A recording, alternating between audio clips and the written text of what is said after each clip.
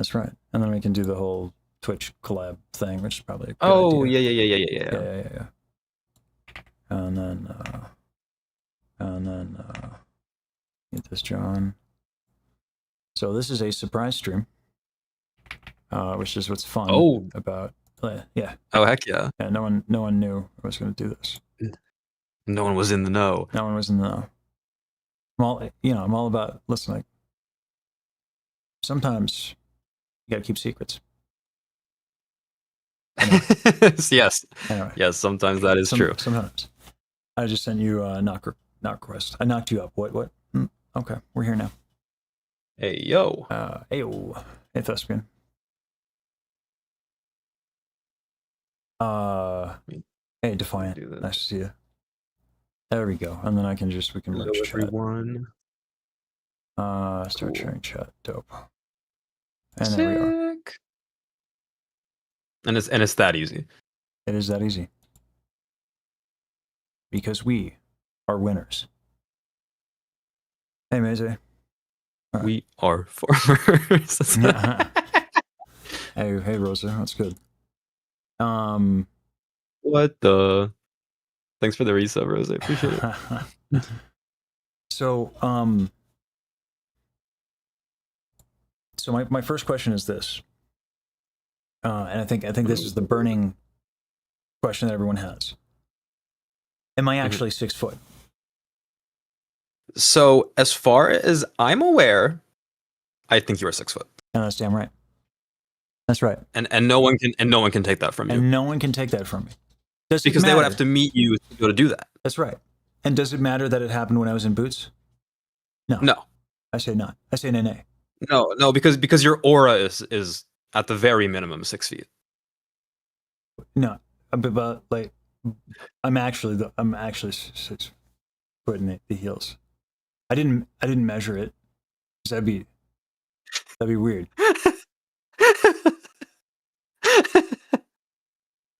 Yeah, exactly. Get 6'4", 6'4" even.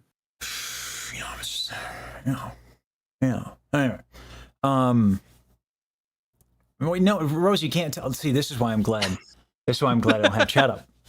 See, everyone's, you should have chat up on your stream. No, because then people are spreading lies. But I do agree that the aura 6 foot. Listen, and karaoke night. I think my aura, LeBron fucking James. All right. Oh, easily. I can karaoke with the best of them. Not as good as Rose. All over the place. Rose's commitment to the bit was crazy. There's so many people just like fucking committed in full send. It was great. Oh, I love it. Yeah. It's a good time. Oh, what a good time. Yeah. So the we've been working on a thing. Yes. And I suppose before that, we should probably talk about the rest of Offkai, which is I did a thing. Just a little thing, just a little small, insignificant thing, not important or big at all. Yeah. So I didn't know. So by the way, I've been looking at convention performances. This will be I could book those, right? Like I've done things. Apparently this is hard to this is not common. That someone gets into the scene and then 4 months in performs at the biggest convention for said scene, specifically a beloved song. And that this isn't something like I can like just easily do on my own. Difficult to replicate at the very least, yeah. Yeah, so I've already said thank you to Yam like 100 times, but it might spam her a few more times. Yeah, my goat.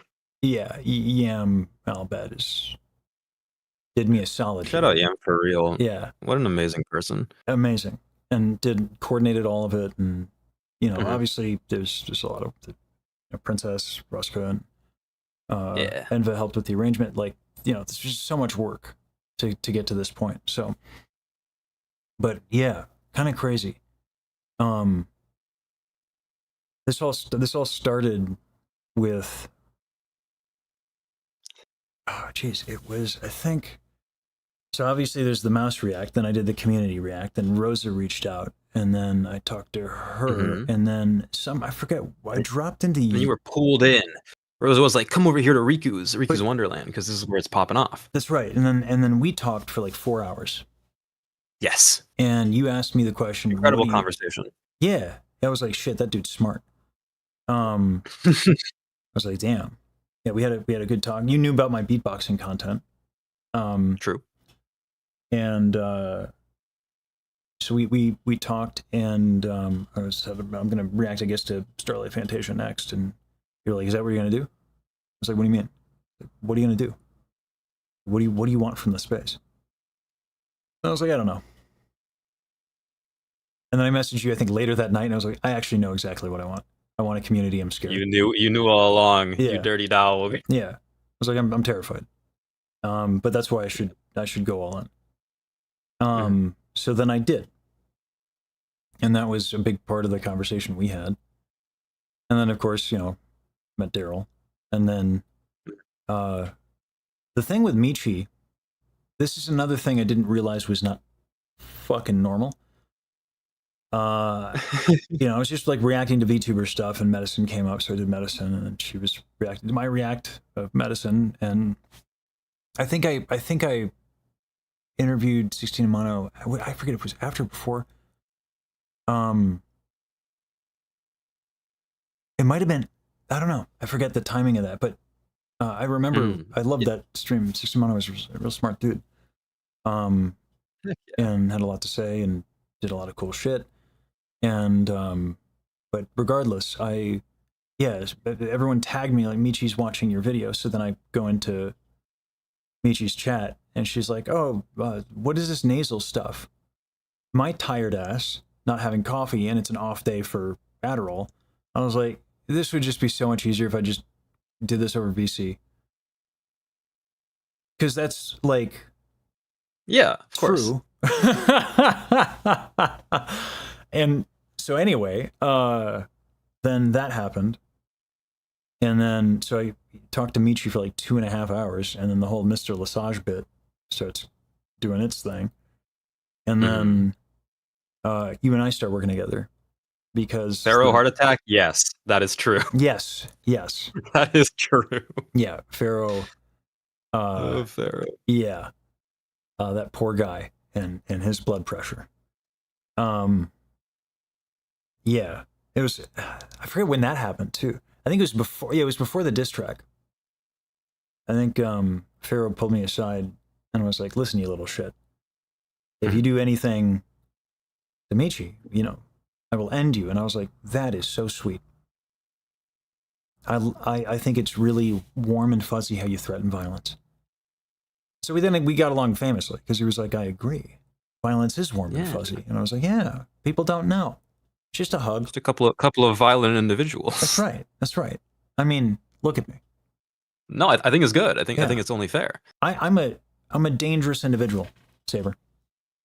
Well, yeah.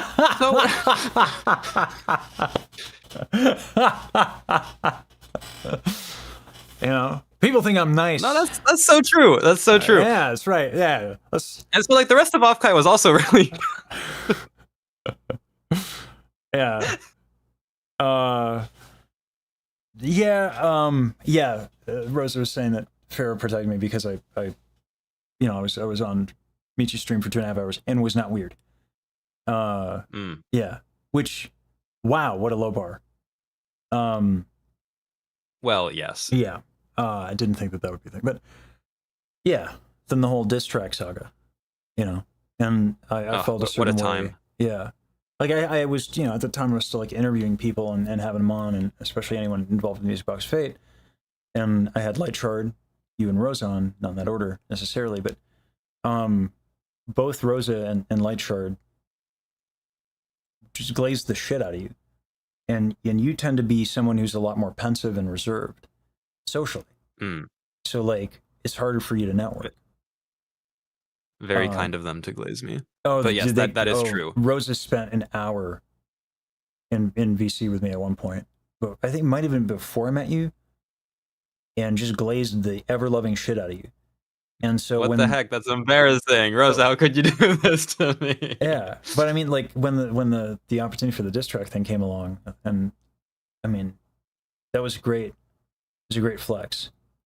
It was a great opportunity to flex on, for you, which is yes, but that is super true. That I have a harder time, or have historically had a harder time networking because of my reservedness. That's been something that I've been trying to come out of my shell. Yeah.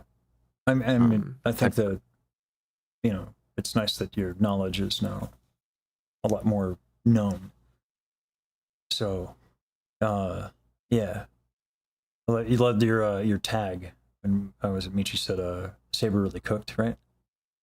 Yeah. Tagline. So Sab3r cooked, I fear. Yeah. So, yeah. So we've done quite a bit of work together, you and I, at this point. And it's been dope. God. And then of course I think after Michi, I met Baji. And then that's been fucking crazy. Yeah. Kira, what do you mean you heard of me from people in Erie's community? How? That's crazy. What? You saw Monty, really? That's how you heard of Sab3r. Oh, that's pretty cool. That's dope. That's crazy to me. That's so crazy. Yeah. Anyway, yeah, it's been a pretty wild 4 months. For sure. And a whirlwind, if you will. Dude, I have whiplash. I'm tired. I'm tired, boss. Kick your feet up. Yeah. I did not realize the whole VTuber Avengers bit. I was like, what do you mean? This is just normal, right? All this is normal. What are you talking about? It's normal if we believe hard enough. Yeah, right. Yeah. So yeah, but all this time, I didn't know if I was in the simulation. Didn't know if you guys were real. Right? True. You're real. I can confirm. I can confirm. I appreciate that because you could have just told everyone that I wasn't real and they would have no choice but to believe you. Yeah. But no, Sab3r and Rosa are real people with flesh. I can also confirm that Rosa is real. Yes. Yeah. She was within kicking distance and I took full advantage of that. To stop Rosa from doing the most enthusiastic version of Pokemon with alcohol may or may not have been involved. Cannot confirm or deny. Yeah. Well, I think that's the crazy thing is for Rosa, alcohol was not involved, and yet they delivered. Well, there you go. And that's the true queen of karaoke. That's how you know. Full commitment to the bit. We're not going to speak about how they messed up the last tequila in tequila. Oh, the humiliation. Everything else, super great. Rosa's that, shut up. Yeah, shut up. But what a funny song for karaoke. I never thought of that. That is hilarious. It's incredible. Yeah, because it's just you say tequila 3 times. That's it. That's the bit. It's great. Yeah, that's so good. Yeah, you guys are preoccupied. Who's the other individual who's just camping it up like crazy? That was Box. That was Box? Oh man. Yeah. But Box has a background in live performance, so they really committed to everything they did. Yes. Yeah, 0 fucks given. It was glorious. Yeah. What a character. Love that guy. Man. Yeah, he's a real funny dude. Anyway, it's a good time.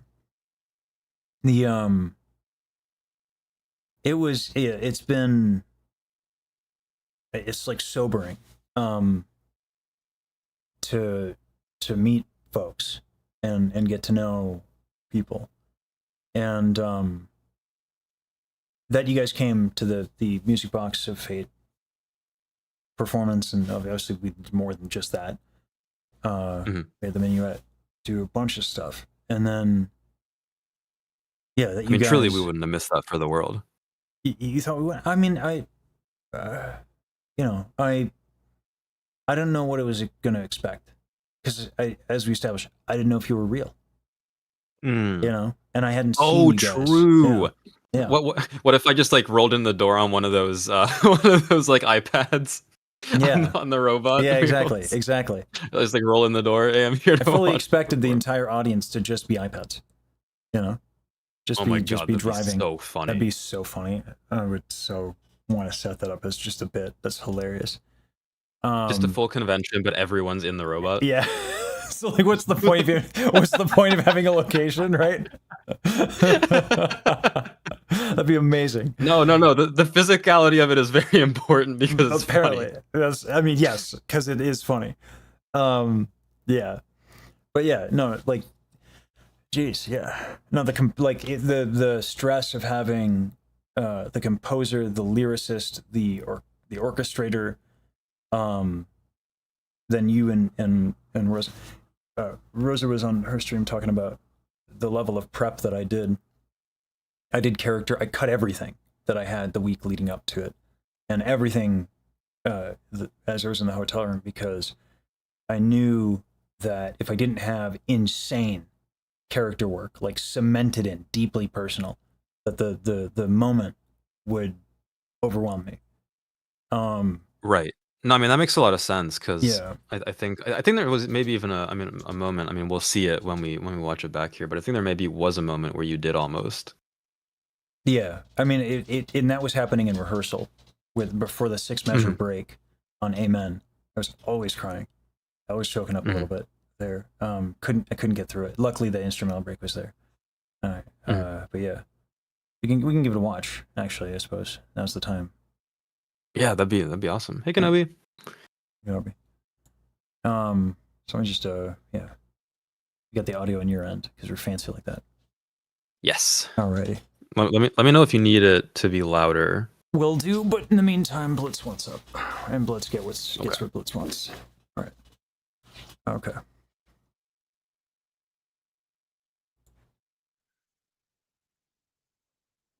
Oh. Uh-oh. I think it's just very quiet. I don't know if I have any audio. No, surely there should be audio, right? Yeah, I'm thinking like there's gotta be room noise. Oh. Ooh. All right. There we go. We're good.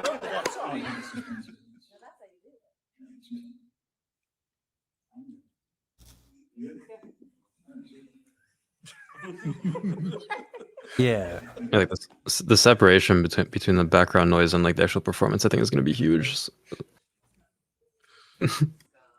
Hey, Estrella, welcome in.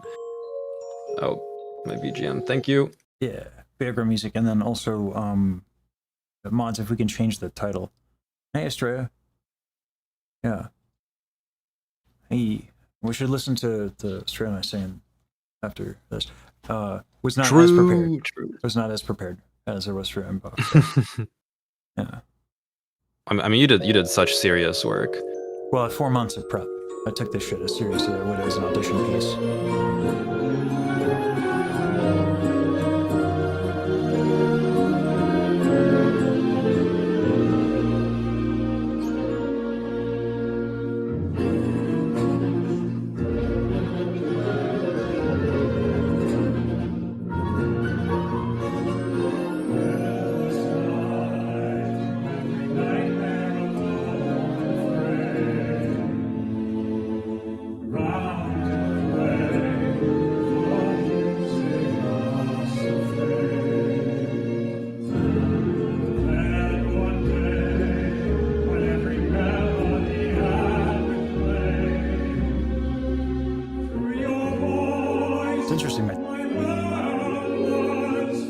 It's interesting my tone is this dark because I actually thought I was singing lighter. I was breathing through my nose. I think overall the frequency spectrum is shifted a bit down as compared to how it would be because of the acoustics of the room. So I think in reality it was a bit brighter than this, but I guess on the whole maybe it is quite dark. Yeah, my vowels were brighter than I normally did in my perception. This is the problem with perception. And I was breathing through my nose. Sure. Because that will raise your larynx a little bit. Like I really had to work really hard to lighten up what I usually do to sing this all the way through. And I was tired. I was really vocally tired at this point. Like I woke up and I had to stretch like my larynx. I had to do all this crap. I was doing like hot compresses and yeah. anyway, my voice was yeah. I mean, you were messaging me the day before, and you were like, "I'm just rehearsing today." Like you weren't even really at the con. You were just preparing for this. Yeah. So I can only imagine how exhausted your voice was, but yeah, I was really tired. That's the one thing. My technique, I think, is better than it was when I was auditioning, but my endurance is not at all. It's just not enough time. But anyway, sure. My voice definitely came out very well in the room. Yeah, apparently I was louder than the sound system in some instances, which is a thing.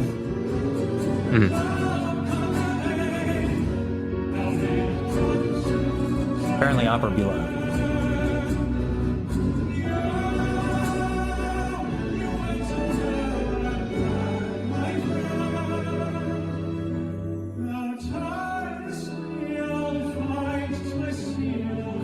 Yeah, I kept crying right here.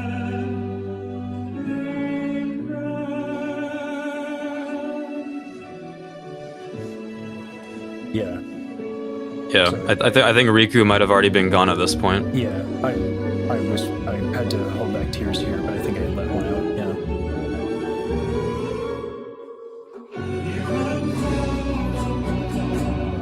Yeah. If you listen carefully, you can hear people crying in the background already.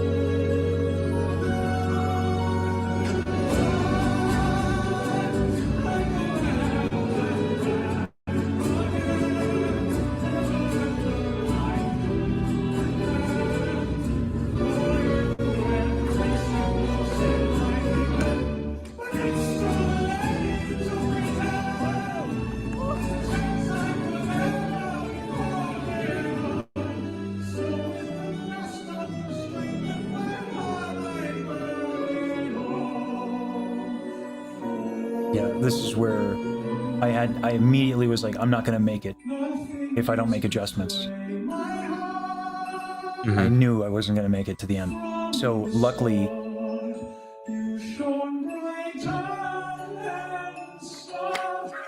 yeah, so right here, and the audio desync is because I'm getting audio from Video Ninja and I'm getting the video from my stuff. But I knew that luckily I had done all those harmonies. Yeah, I'd done 7 different harmonies in the thing I sent for Rosa, because I always envision this. I always hear it because of you guys. I hear this song as a choir. I don't hear it as a soloist piece. And so when I did the harmonies and for my version of it, I wanted to I wanted to have all these harmonies, and I worked really hard on it because I wanted Daryl to like it, and I wanted to be proud of it. So I had to pull those out because I knew if I tried stubbornly to get through it, I was going to fail. And you can see me check in. Yeah, I was like, okay, there's the B flat and the A.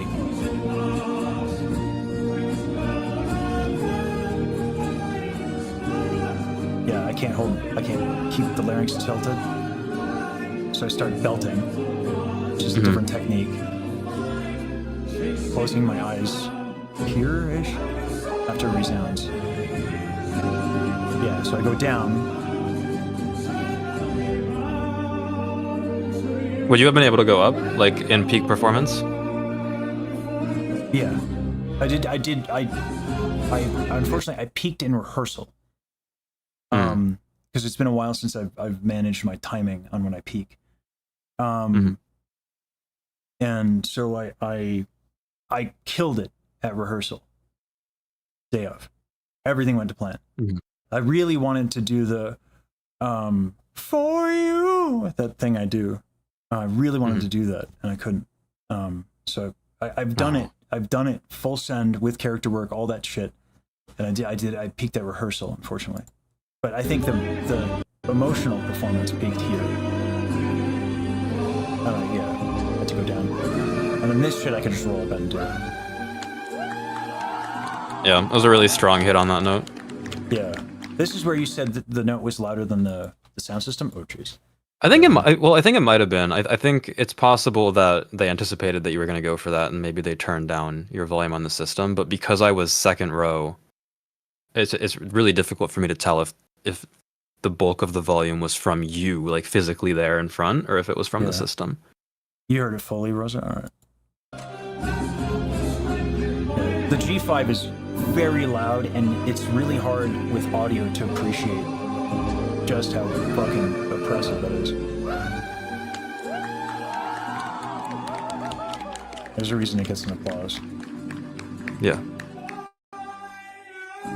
And that's a loud note too, by the way. But that is so quiet is because they were like, oh my god, they hit the panic button. Yeah. They were worried. Yeah. That's a very, my G4 when I full send is very loud. So that probably projected into the theater pretty well. And of course, I got to hit her with the Starlight Arrow. Yeah. Then they encountered the same problem that we've been trying to figure out, right? Like Meister said that they were running into the fact that I was rattling the capsule or whatever.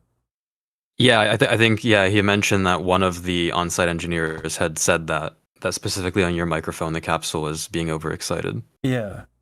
Which is crazy. I still need to get I'm gonna get or ask Meister if I can take a look at the raws that we have from the mics. Mm-hmm. And see if I can spot that myself as well, because I'm super interested in.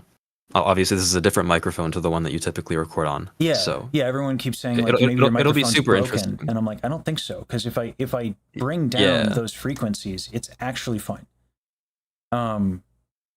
So, but yeah. Anyway, standing ovation. Half of the audience is in tears at this point. Yes. I one of the reasons I've been pausing it so much is to actually get emotional listening to it. Yeah. So, and then I saw Riku. It was such an incredibly emotional. Yeah. Performance.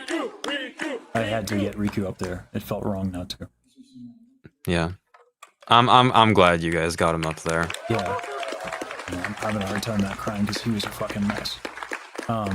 Yeah.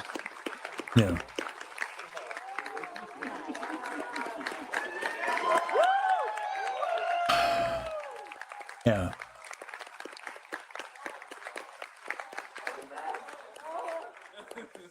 That was so nice. Yeah. Man. And I'm glad Yam got the invite for the hug. Mm-hmm. Super fucking deserved. Yes. Yeah. I mean, just a huge part of that is anyone else. Truly. Yeah, absolutely. I mean the passion from the orchestration is, and from the orchestra playing it. Like if you have the parallel fifths and octaves, in the strings. I mean that orchestra that they recorded with was obviously really good, but you run the risk of tritones and all that stuff. So Yam's tone on viola is remarkable. It's a really lovely tone quality.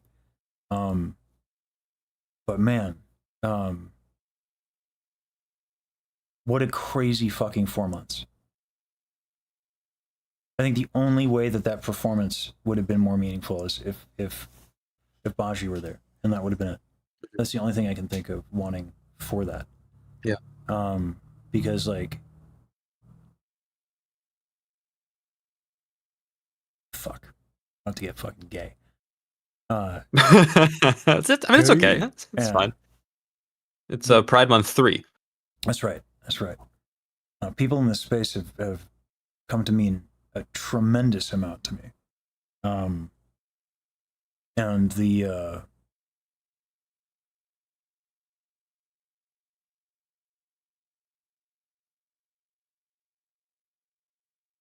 the only reason that I've spoken about this, and I've tweeted about it and all that stuff. Like the whole thing I did, because I knew it had to be powerful for me to be able to get through the moment, is I made this about like singing to my father, telling him I'm going to be okay.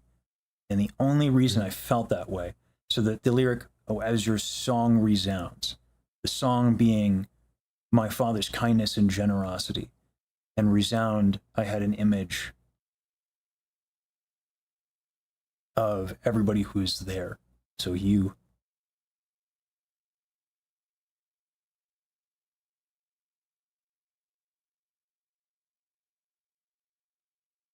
Rosa, Riku, Daryl, and again, I really wish Baji were there, and obviously Monocork, and yeah, Schuster would have been nice there too. But there was a lot of people that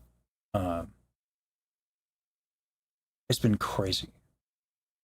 The come down from the whiplash is insane. In the best of ways. Like I am so tired. Because it's been the craziest 4 months of my life, an absolute emotional roller coaster. Frankly, I think I've done a good job navigating, because not that we have to talk about it, but what I got out of. Yeah.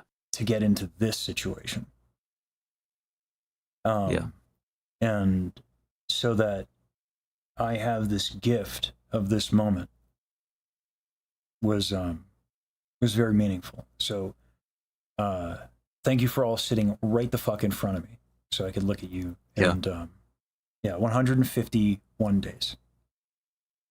151 days. I think you deserve this moment. A lot of people deserve a lot of moments, and they never get them. But you deserve this one. Thanks, man. I just feel unbelievably lucky and blessed. And I'm glad that the performance could do something for everybody in the room. Yeah. It's interesting. I did not think, like a lot of people in the comment section, I boosted when I was messing around with the audio, trying to get the vocals to pop a little bit more, because they're, in this one that's hard to hear. But like when I did that, you can start to hear people crying. And yeah, I was surprised that even I'm self-critical, and I listen to the audio in this, shitty as the audio might be, because it's a phone recording, and I get worked up. So I don't know, there's a real risk as a performer going personal in your character work, because it's so easy to just get rocked and not make it through. And because if you make it too personal, you can get too indulgent and all that shit. But like, again, the biggest thing that made that possible was literally the people that gave me the confidence to say, hey, I'll be fine. We're basically all in the room except for one or two.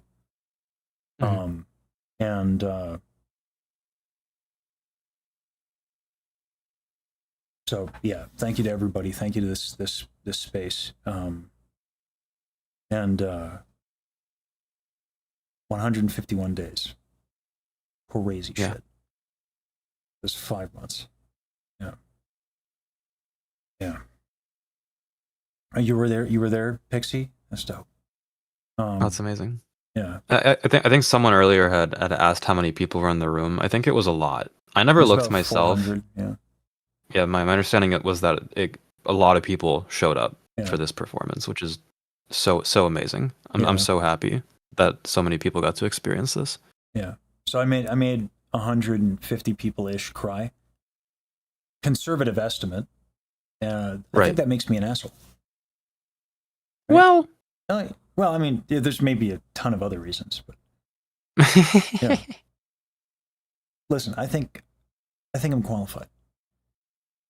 Grade A asshole. Anyway.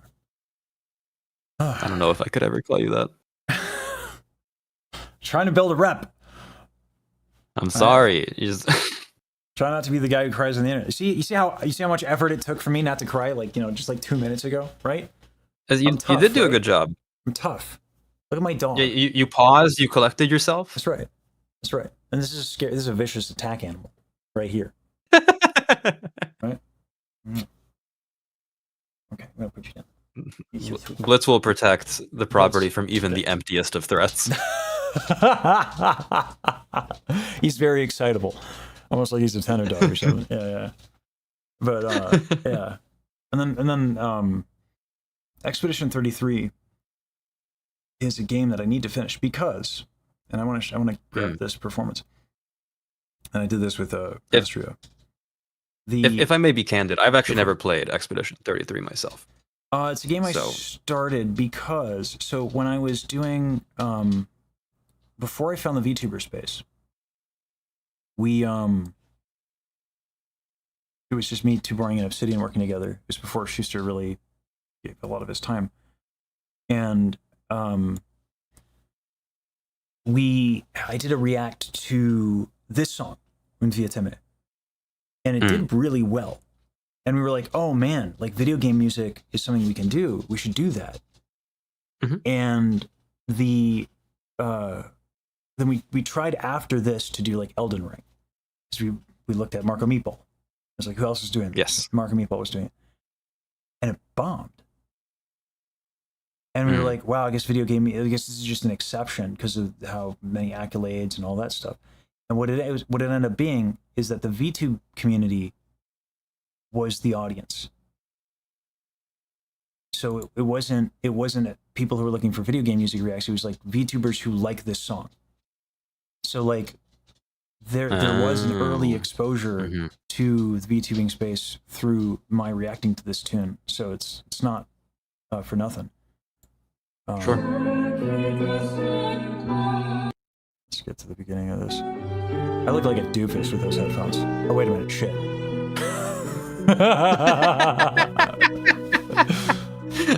Oops.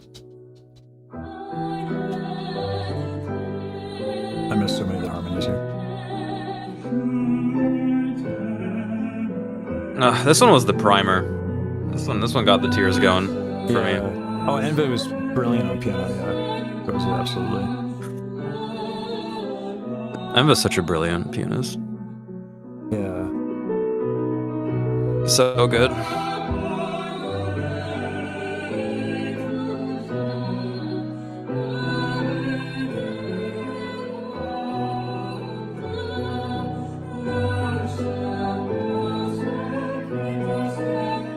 This one during rehearsal, this was the least practiced, and Yam gave me the whole like during rehearsal, like she looked at me and did the how do you feel about the notes?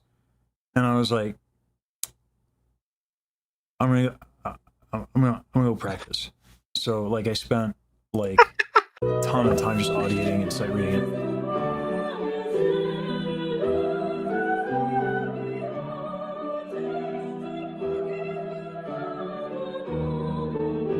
Yeah, you can hear the question mark in my tone. Oh, I can hear it. But... I love Estrella's tone quality. Oh yeah, absolutely. I think we sound really good together too.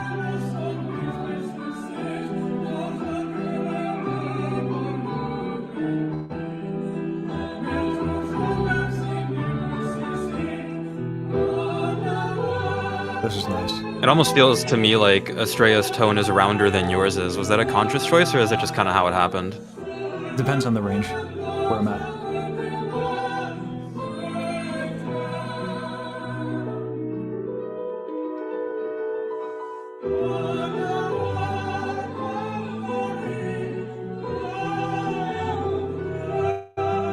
Yeah, like I have to go brighter as I go up. And this tune goes up.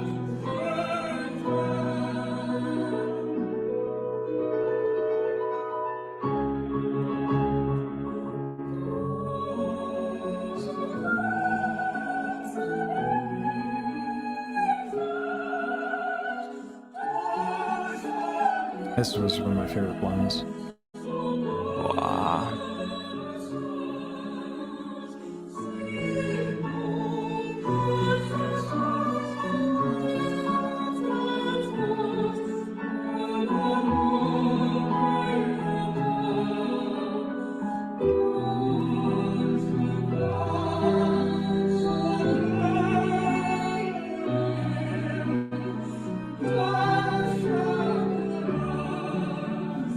Yeah, Rosa Yam's playing is incredibly tasteful.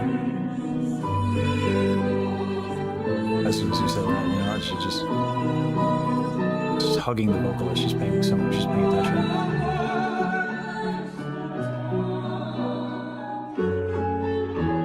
I love singing in French.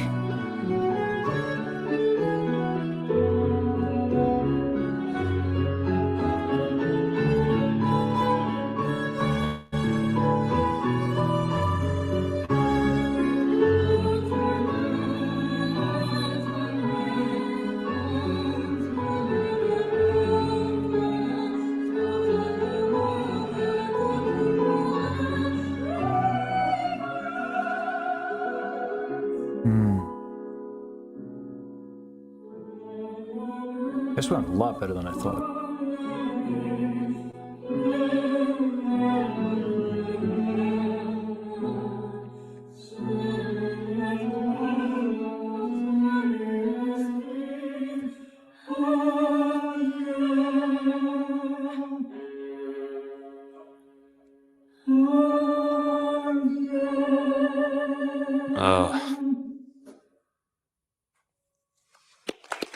Yeah.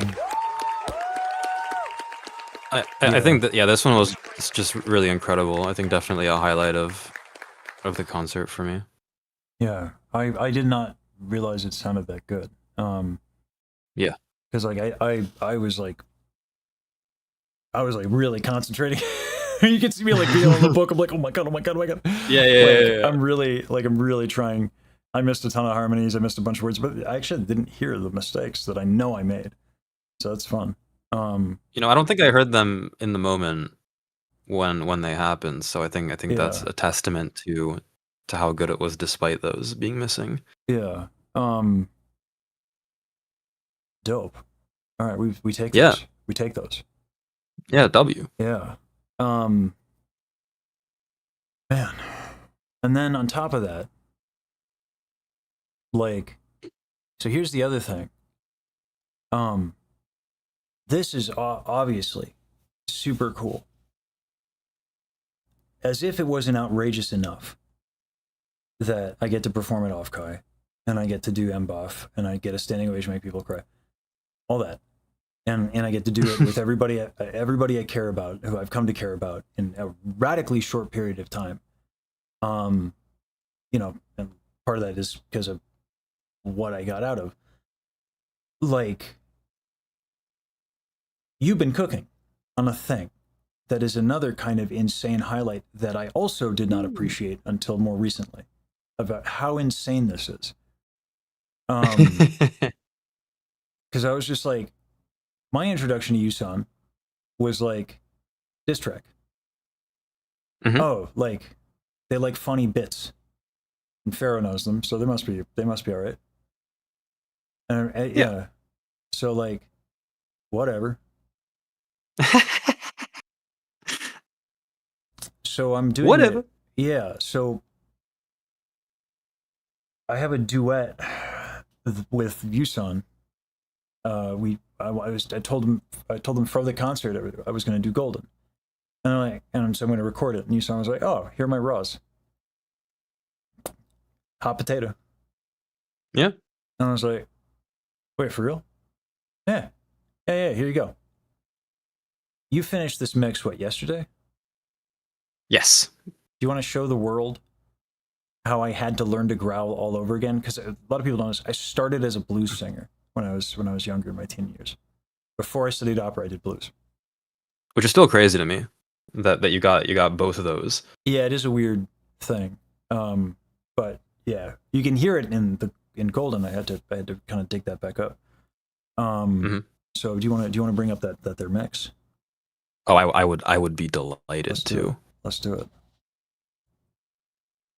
And here it is. Here, let me expand everything. Yeah, hold on. Boosh. Get the whole stack. There are how many goodness! All right, we went a little crazy. How many vocal layers are there? So I think there's 30 in total. I don't think there's ever 30 playing at once. I think the densest stack is gonna be in the bridge, kind of going into this last chorus here. And that choir in the bridge are a bunch of there's sages in there. There's a Void Star. There's Carl. Yeah, Carl a few times. There's a Carl. There's a Void Star. Carl. Yeah. Yes. Carl. Yeah. Many Carl. Yeah. That was exciting. How, do we just want to play through? Yeah, we can play through once. Cool. Let's do it. Let me know if you can hear this. Do that. Yeah, Void Star, you're on track with Yusan. What's up? Surprise. Surprise. You could hear okay? Yeah, I can hear. Okay, cool. Get a little bit more volume on this. It filled out the mix, so I hope you don't mind.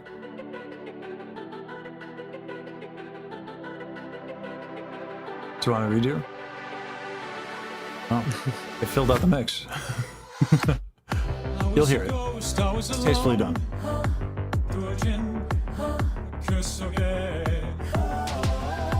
Given the throne, I don't know how to believe I was the queen that I'm meant to be. I lived 2 lives trying to play both sides, but I couldn't find my own place. Call a problem child, cause I got too wild, but now that's how I'm getting paid. That was hard to do, by the way. I'm done yes. To do that high is difficult. Like I'm bored to be. We dreaming hard, we came so far now, I believe. We're going up, up, up, it's our moment. You know that together we're glowing. Gonna be golden. Oh, up, up, up with our voices. You only catch us roaming. Gonna be golden. Oh, I'm done hiding. Now I'm shining like I'm born to be. Oh, our time, no fears, no lies. That's who we're born to be. I waited so long to break these walls down, to wake up and feel like me. But these patterns all in the past now, and finally live like the girl they all see. No more hiding, I'll be shining. Like if we didn't have you, Void Star, those low notes in the choir wouldn't hit as hard. Because I can't play as well. No one can. Strong and I know I believe we're going up, up, up. It's our moment. You know that together we're glowing. Gonna be golden. Oh, up, up, up with our voices. You're in the cage, you're swarming. Gonna be golden. Oh, I'm done hiding. Now I'm shining like I'm born to be. Oh, our time, no fears, no lies. That's who we're born to be. Oh, we're gonna be golden. We're gonna be glowing. You know that it's our time, no fears, no lies. That's who we're born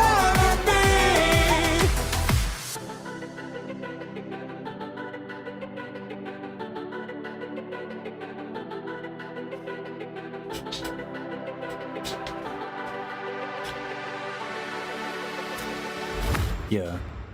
When I think it's pretty cool. Yeah. No, I asked Sab3r to make it like a duet. Because I didn't get all of Yusan's mains. So like it was mostly they sent me like the harmonies and stuff. But we have like one thing. And that the way that Yusan comes out of that bridge, yes, is just so dope. And the way we set it up with the choir, and it's very like humble and reserved. It's in sharp contrast to the delivery that Yusan has. That Here, last we chorus can absolutely hits.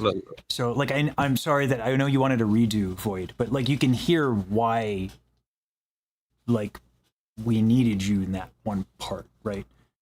Like those low notes make it work. If we can go from the little bit of the choir into Yusan's entrance. I'd love to just play it without the instrumental too. Yeah, absolutely. Just get like the full acapella experience. No more hiding, I'll be shining like 'cause we are hunters, voices strong, and I know I believe we're going up, up, up. It's our moment. You know that together we're glowing. Gonna be golden. Oh, up, up, up with our voices. You and the cage are swimming. Gonna be golden. Oh, I'm done. Yeah. And then where's the growl? Is that here? Oh yeah, I love this one. Yeah. The growls we do together sound really good. Yeah. It took a little bit of work to get those lined up exactly there, but yes, Oh, man. I'm glad to put in that effort because it sells it so well. Can I hear it again? Yes. Dope. We're gonna be Yeah. We're gonna be golden. So has Yusan seen it yet? No. There's some, Yusan is really busy, and we just finished the mix. Mhm. And I Yes. do this thing where I message everybody I know a gajillion messages with like stupid stuff that's not relevant. What are you doing? Do you have to poo? Is that, you just want to cuddle? Okay. Anyway, so yeah, I send everybody a gajillion messages. So yeah, I don't filter my words. So just in case anyone thinks they're getting singled out with weirdness, do you have to pee? Is that what you're shaking? Oh, Blitz. What's up? What's up? Or baby. All right, hold on. Let me actually check, because like he's looking like you don't understand my life and my pain right now. Give me a second. Blitz has it so hard, chat. Yeah, poopers, let's go. Could not imagine a harder life than the one that Blitz leads. Yeah, bro's going through it. Yeah. PTSD eyes, and from what? Who's to say?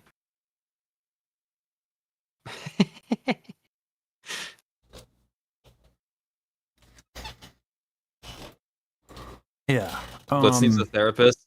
So true, KD. So the is those PTSD eyes, yeah. Yeah, so he had to go to the bathroom. Anyway. Yeah, so I had to bring back my growling stuff. Yeah. It's Had to do it to him. It sounds so good. Yeah, I mean, like, it was challenging. Obviously, like, Yusan is a really good recording artist, but like, so there was matching. Like, I was lucky that I got to sit down with Lorian and learn a thing or two about like why. You send 3 mains and why and all that stuff, and how to not be a douche to your audio engineer. Still was a little douchey. But I'm getting less douchey, which is what matters. That is true, and the improvement is huge, and that makes it forgivable. It makes your transgression forgivable. But it was there. This was what I sent you was a transgression against both any sense of professionalism that you might have thought I had, and then also your soul. Yeah. Yeah. I mean, it's neither here nor there, truly. But yeah, just it was just physically painful. That's all. I physically abused you with what I sent you file wise, but it's okay because it sounds good. But now I'm learning. Yeah. And that's Absolutely, Reinhardt. It was not an MP3 file, but maybe that was the only saving grace. I sent you like 50 tracks, and you're like, "What the hell?" There were just so many, and I was like, "Oh, and here I go." Yeah. So the have received recordings in some diabolical ways. I'm sure it can be worse. Thing is, like what makes it a lot is that like Yusan has a lot, and then we did community tracks as well. So, if Michi learns about that, she'll start saying Mr. Lesage and just say Lesage. Fair. But yeah, the mix is dope. And it is like something that like, because Yusan, when they record, like they sing with a tremendous amount of passion. Yes. Because like they take out apparently a lot of their anger in the recording sessions. Oh gosh.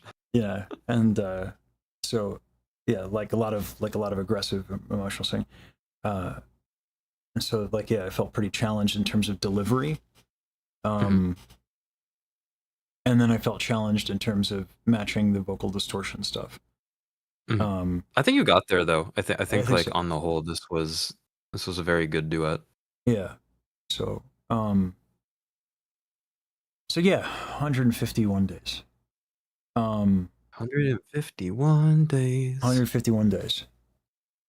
5 months of my life. Yeah.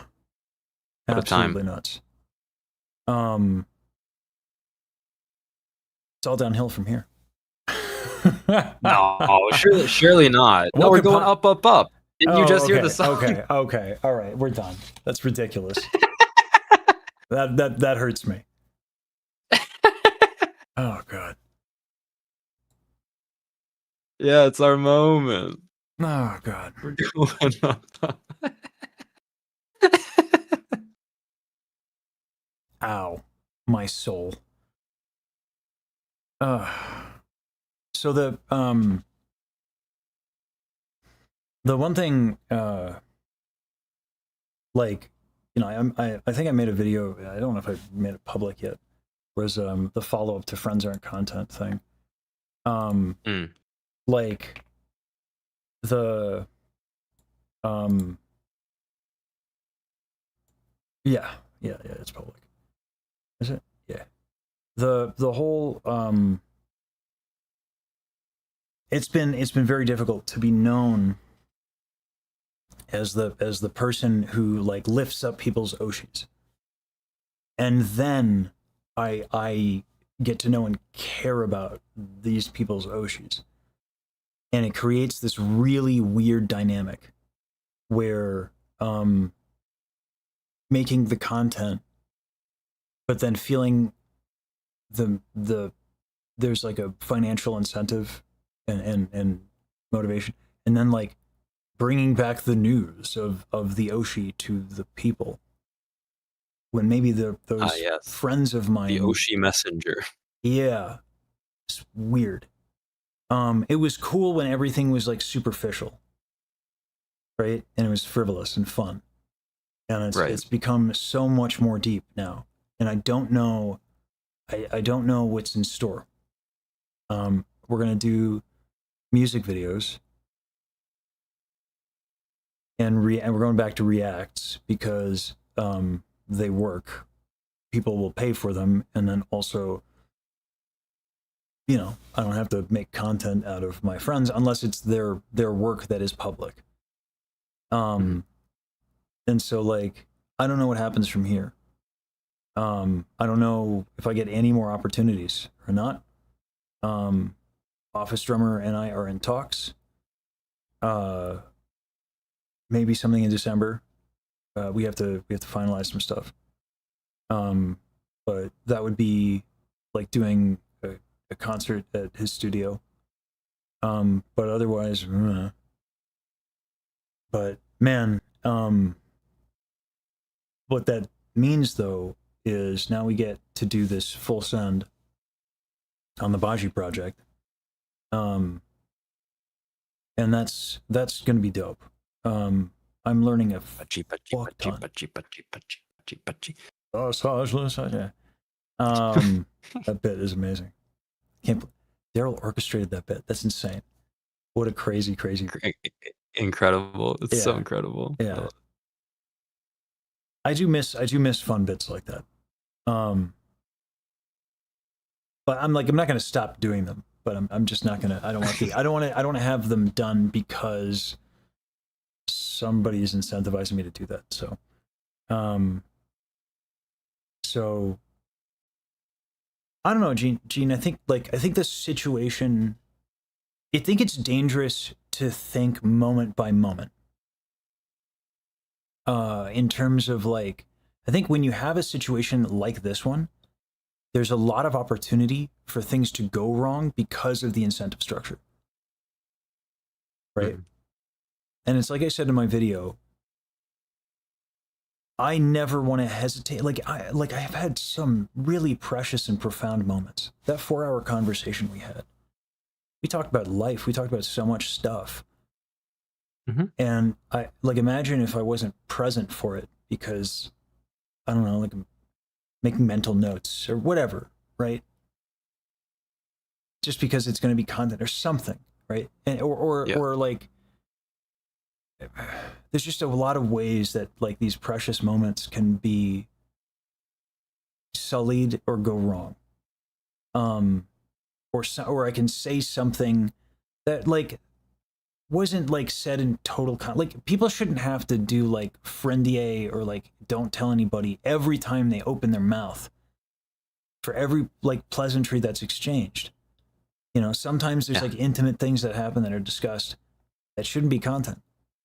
And so like there's a lot of reasons to not have that stuff be content. And it was fine when it was like talk about music because it was a funny stream and those were great. But then it got so real. And I think the Bajiru project is going to be pretty emotional. To the point where I'm debating like I don't know. I have to talk to her about it, but like I imagine she doesn't want me. Like I said, that's a community moment. I don't think I should be on that stream with her, but maybe she won't. I don't know. I don't know. But like at least it's going to be a discussion. And but yeah, I'm excited for that. And that's a big that you and Rosa and Lightshard and Riku have helped out a lot with that and made a lot of that possible. And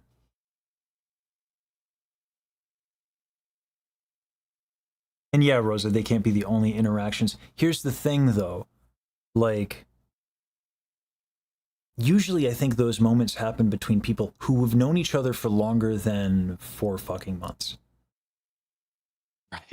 Right? That's a lot. That's what makes it hard. That's what makes it scary. Honestly, it is like it is only 2 days in where I feel like calm about the whole situation. So anyway.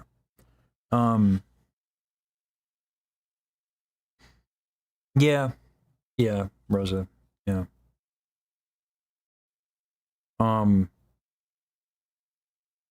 You guys wanna be cool if I let me type this to you.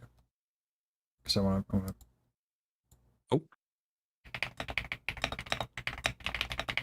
I think in some regard, living in the moment can be okay, specifically for that reason, because then it doesn't matter how long you've known someone. Yeah. But it's just a lot to process. That's all. It's a good thing. I think it's just making sure I'm being responsible emotionally. You know, it could. Oh, hey, tomato. If you're not on a stream, I hope.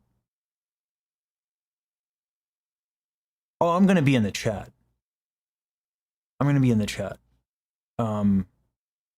gonna be there. I can't not. I honestly, the thing that I'm gonna have a hard time doing is not, because I know she's gonna cry. I'm gonna want to call her, so that's gonna be fucking, you know. So yeah. Anyway.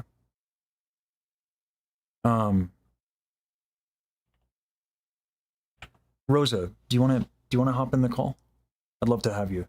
We can just shoot the shit about this insane thing that is They're everything. Down. Let's go. Let's go.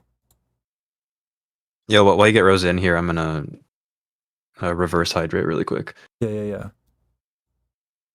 Oh, we have a existing group. So let's do that.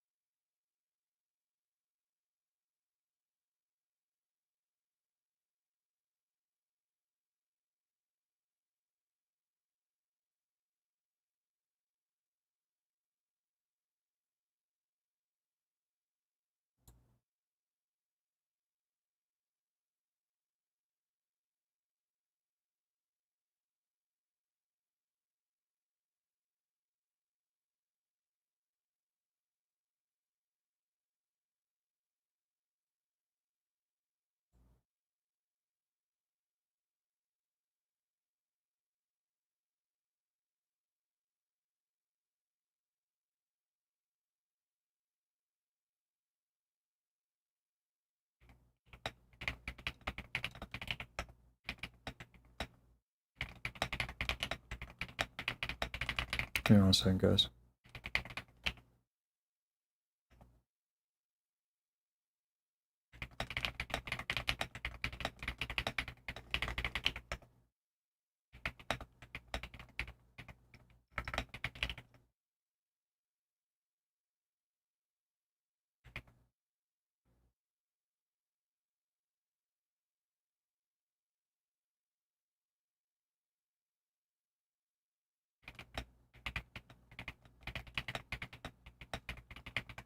Hello. I gotta close the door. Give me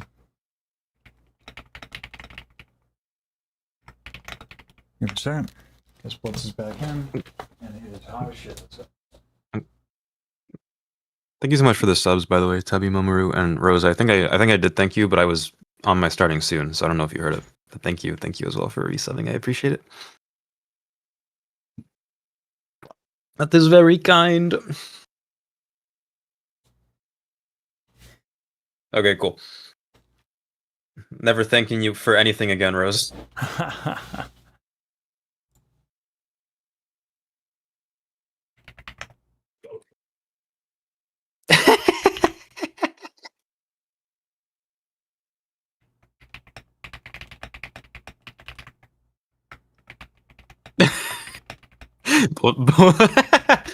Bold to say for someone within about to be in call distance. I don't know. I'm pretty quick. I'm pretty quick. Oh, thank you, Speedbag. I appreciate it.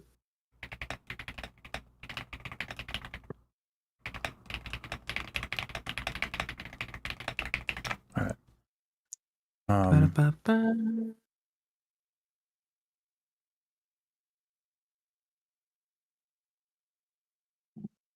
Alright, so where's the damn group call? We gotta get going. Oh, there it is. Thank you for that. Let's start the smooth this. Push. What up, my cranky crew? Nope. Oh, we're over here now. Oh, you Okay. You're gonna Sorry. have to mute. Hold on your audio. Oh, I can. Oh, Hey. no. Hey, wait. That's my bad. You're good. I joined on the wrong computer. You shouldn't have to be. That's my bad. All right. Dude, I literally massaged the moment that you said, like, Rosa, you want to hop in the call? You know what I did? Was that? Like, I said yes in chat, then I, like, threw my headphones off, grabbed my phone stand, opened OBS. I was like, I need to get my video set up immediately. Nice. What's up, folks? Oh, hey, there I am. Let me get set up here. I gotta get your video. Oh yeah, do y'all want me to take my background out? Because I can. I can just be black screen.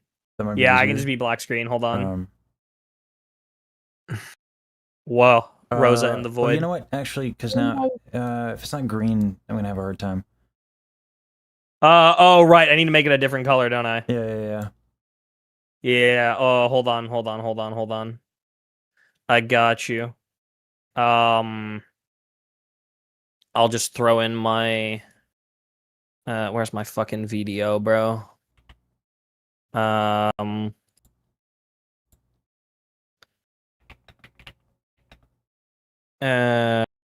gray usually does really well on the, if you just grab the direct gray for transparency, that usually goes very well on my end. If you like color pick it, set it exact. But I can set it to a different color. Do they not allow me to just pick screen color? There we go. Okay.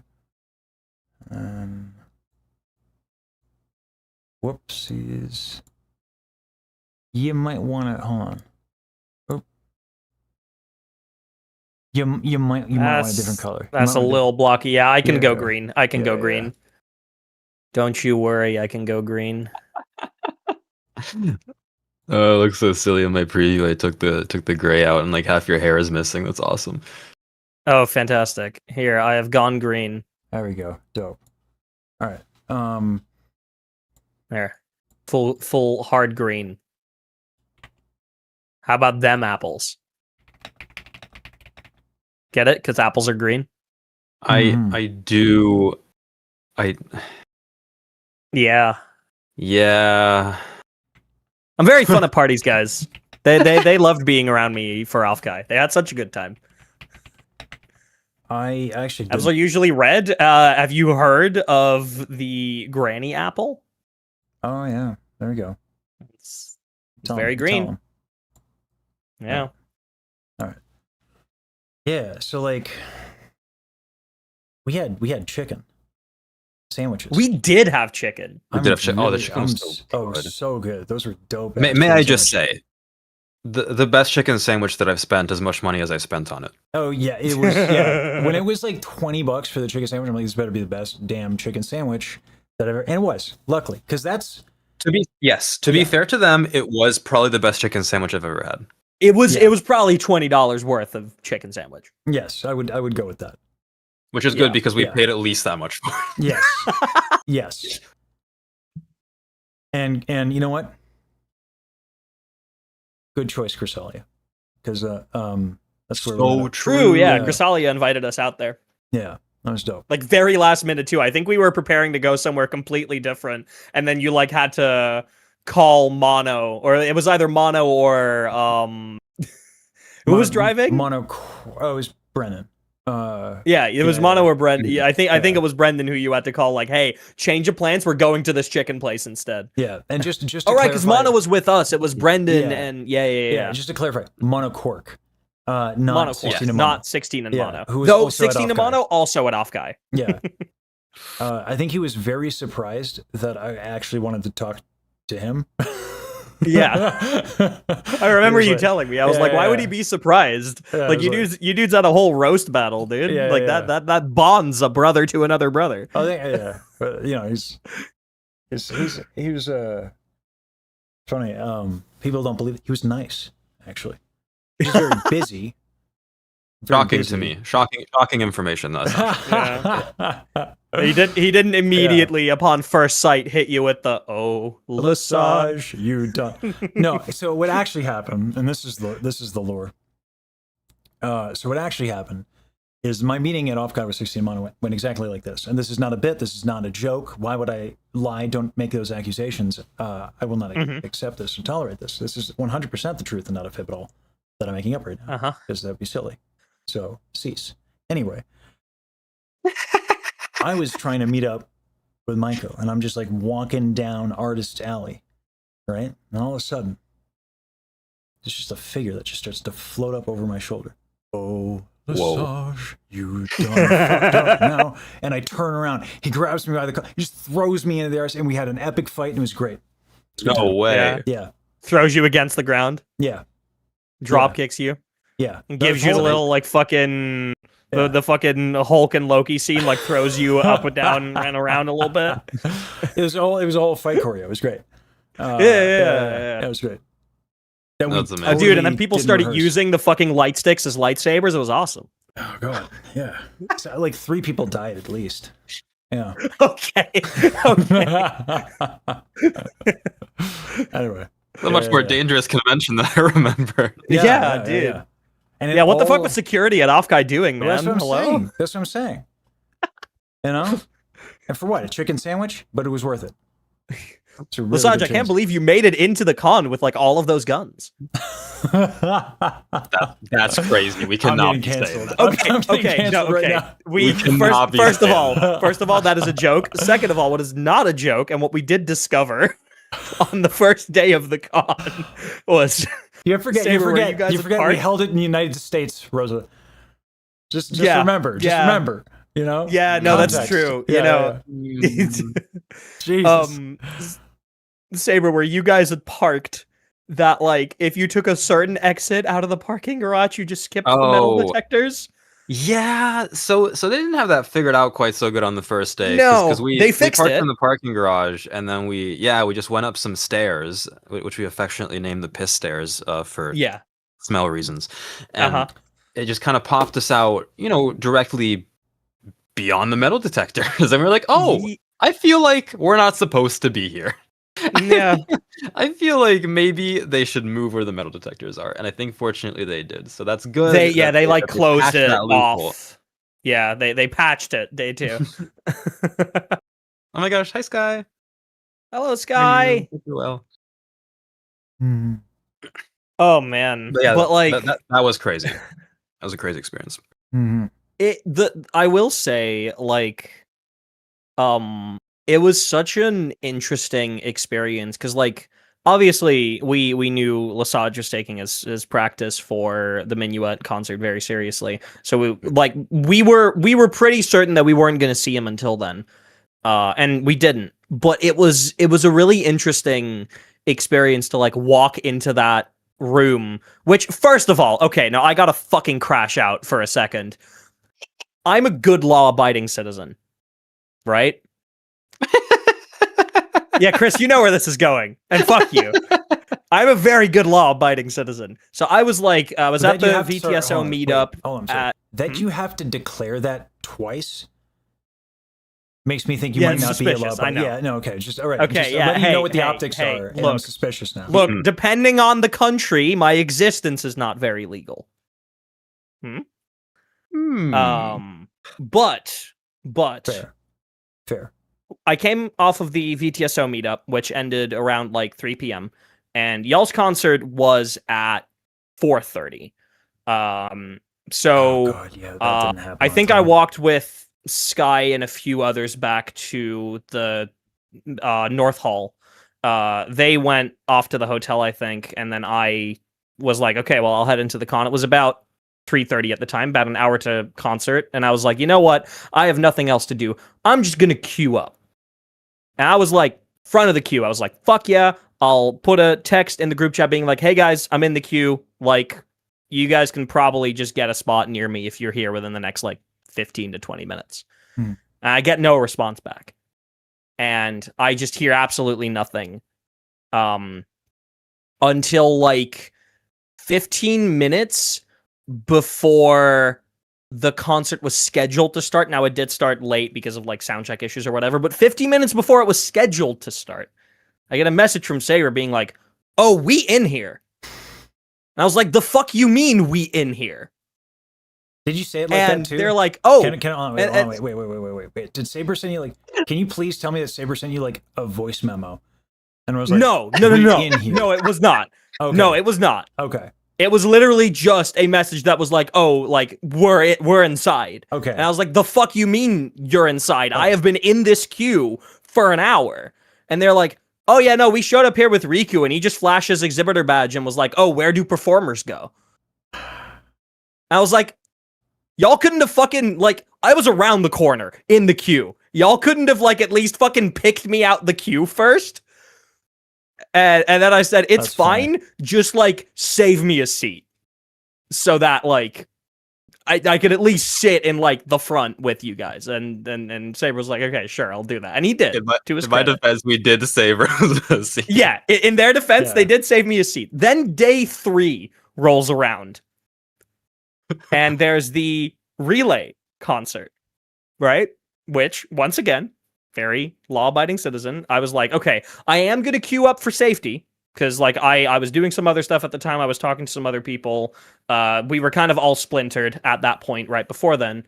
And so I was like, I'll go queue up, but I'll message Chris, because I was like, well, if you guys, like, there's multiple people in our crew who are performing there in some capacity or who are, like, meant to be there. If y'all can just flash the panel badge again, or the exhibitor or panelist badge again and get in, like, if you guys are planning on doing that, let me know, and, like, I'll just come out the queue. I did not see this message. And no. Evidently, because I get completely ghosted for the next hour that I am in the queue. And eventually they start letting people in. And deep inside, I'm already assuming like, oh, they absolutely are sitting inside and I'm going to round this corner. I'm going to walk through those doors and I'm going to see this bald fucker with a big smile on his face go, oh my God, look who it is. And yeah, that is exactly what I saw. Once again, at least he had saved me a seat. Wait a minute. Wait, you guys hadn't met in person yet? No, we had. Yeah, okay, all right.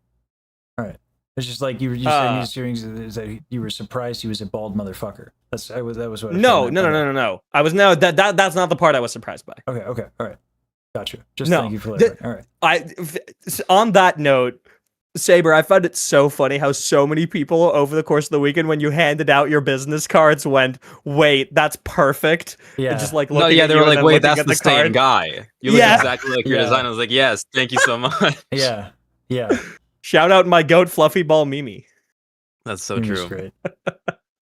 Yeah. But anyway, so I get into the venue and like Chris has saved me a seat, and I go sit down, and immediately like I see like Lesage walking out from like behind the curtains, and like do one stare at me, do a quick like double check that is like, is that Rosa? And then like I think I see you look down for a bit, you spot the flannel, and then you point at me and just go, Yeah. And that was very like a very interesting like first exchange of not words. Yeah. Because we didn't exchange words until after. No, and I had not. I just context clued. I was like, that's Rosa.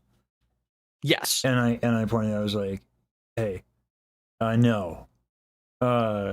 But yeah, it was dope. It was a fun moment. And I deliberately like I didn't want to like share any words with you or anything. I was like, you are currently about to be in performer mode. Like you are mentally already locked in. Like I just wanted to like quickly show like, hey, I am here. I'm excited. Yeah. Go do your thing. Pretend I'm not even here. I mean, but like, I don't know if you were here when I was talking about like. I think I told you this, like what I made MBoF about, so I could get through. Yes, no, you. So that you. I was here when you told it on stream, but you also said it to me. I think it was either the day out. No, I think it was on Sunday when we were sitting in the hotel lobby and we were having like extensive, deep conversations. Yeah, because I knew I wasn't going to be able to ignore at least Riku, who said he was going to be in the front. Yeah. So like I knew I wasn't going to be able to do that. Like obviously like finding your light always helps because you're just blind as shit. So that's why I like just looked at the lights.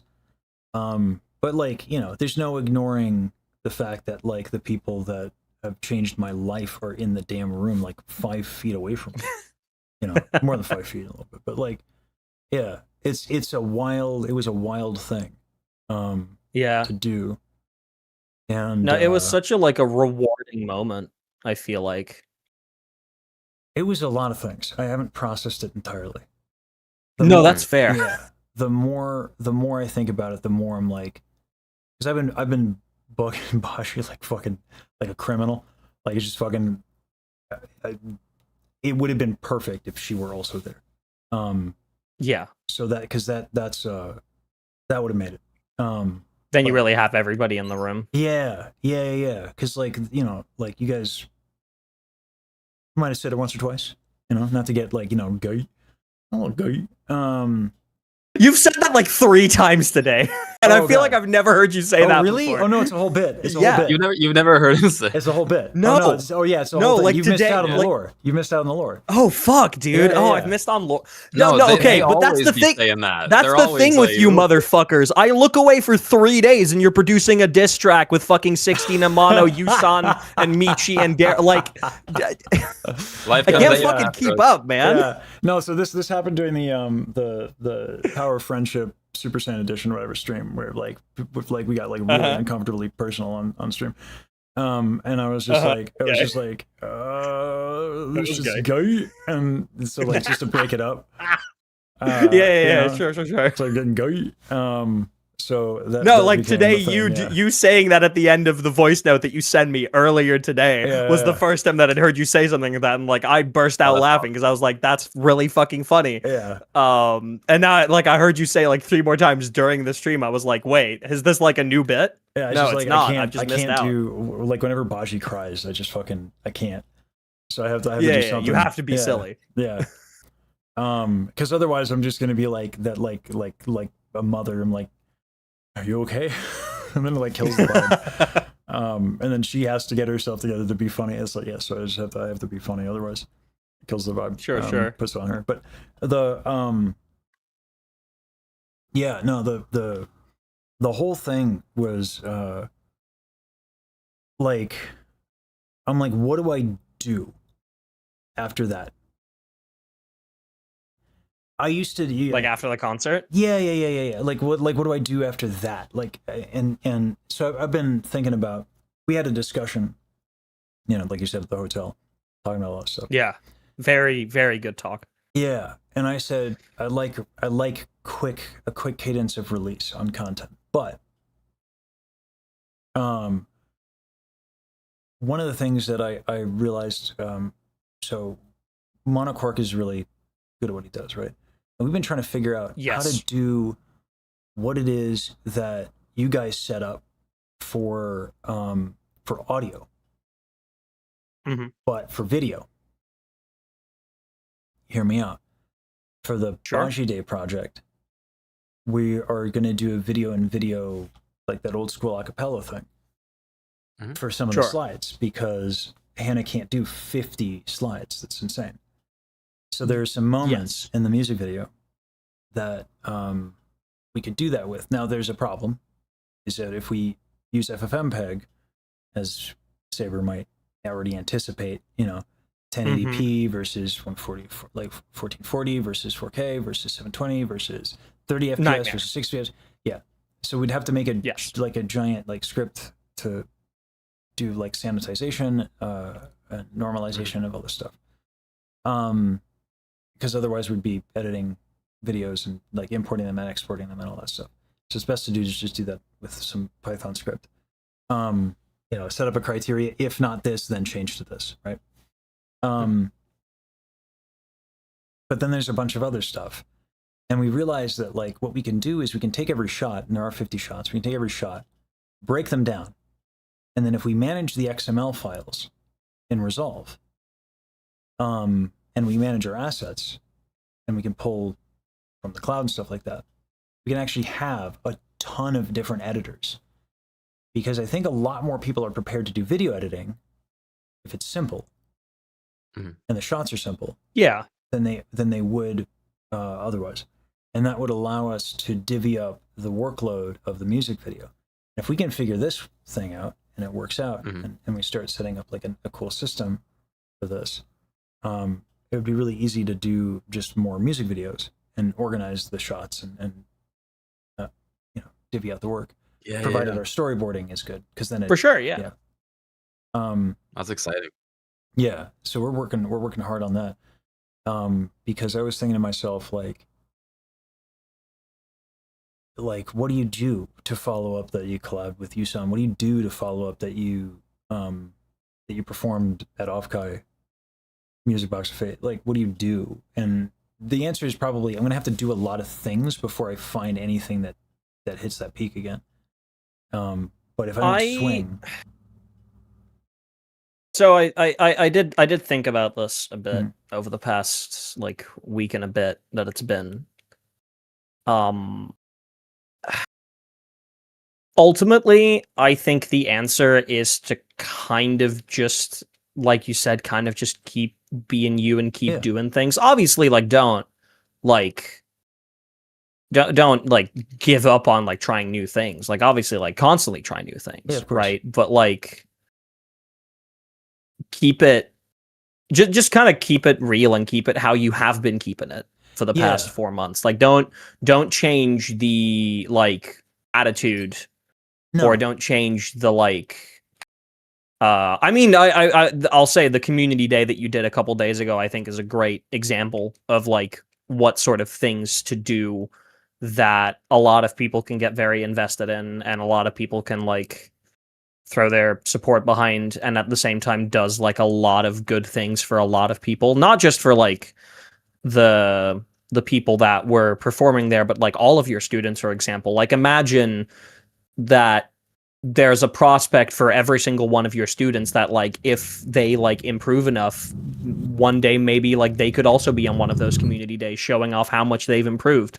Like that is a thing to aspire to. You've created that space. Well, I didn't. It's called a student recital.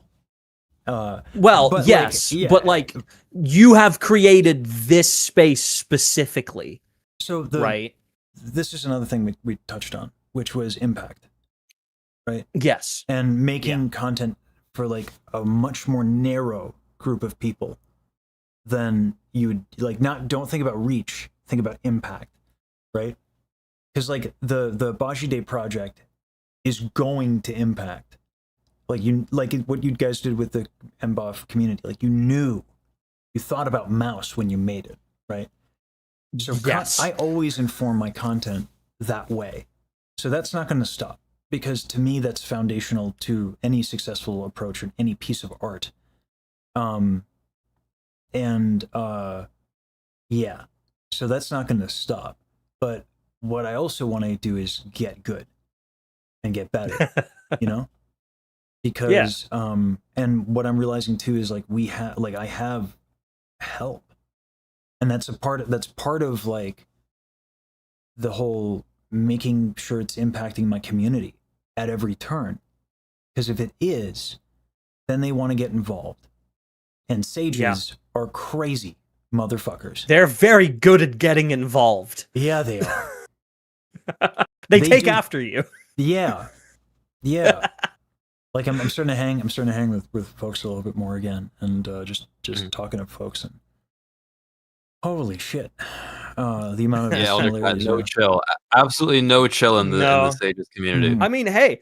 Once again, like I think I thanked you for it about 1 billion times while I was there. If it wasn't for the sages, I wouldn't have been at Offkai. Yeah.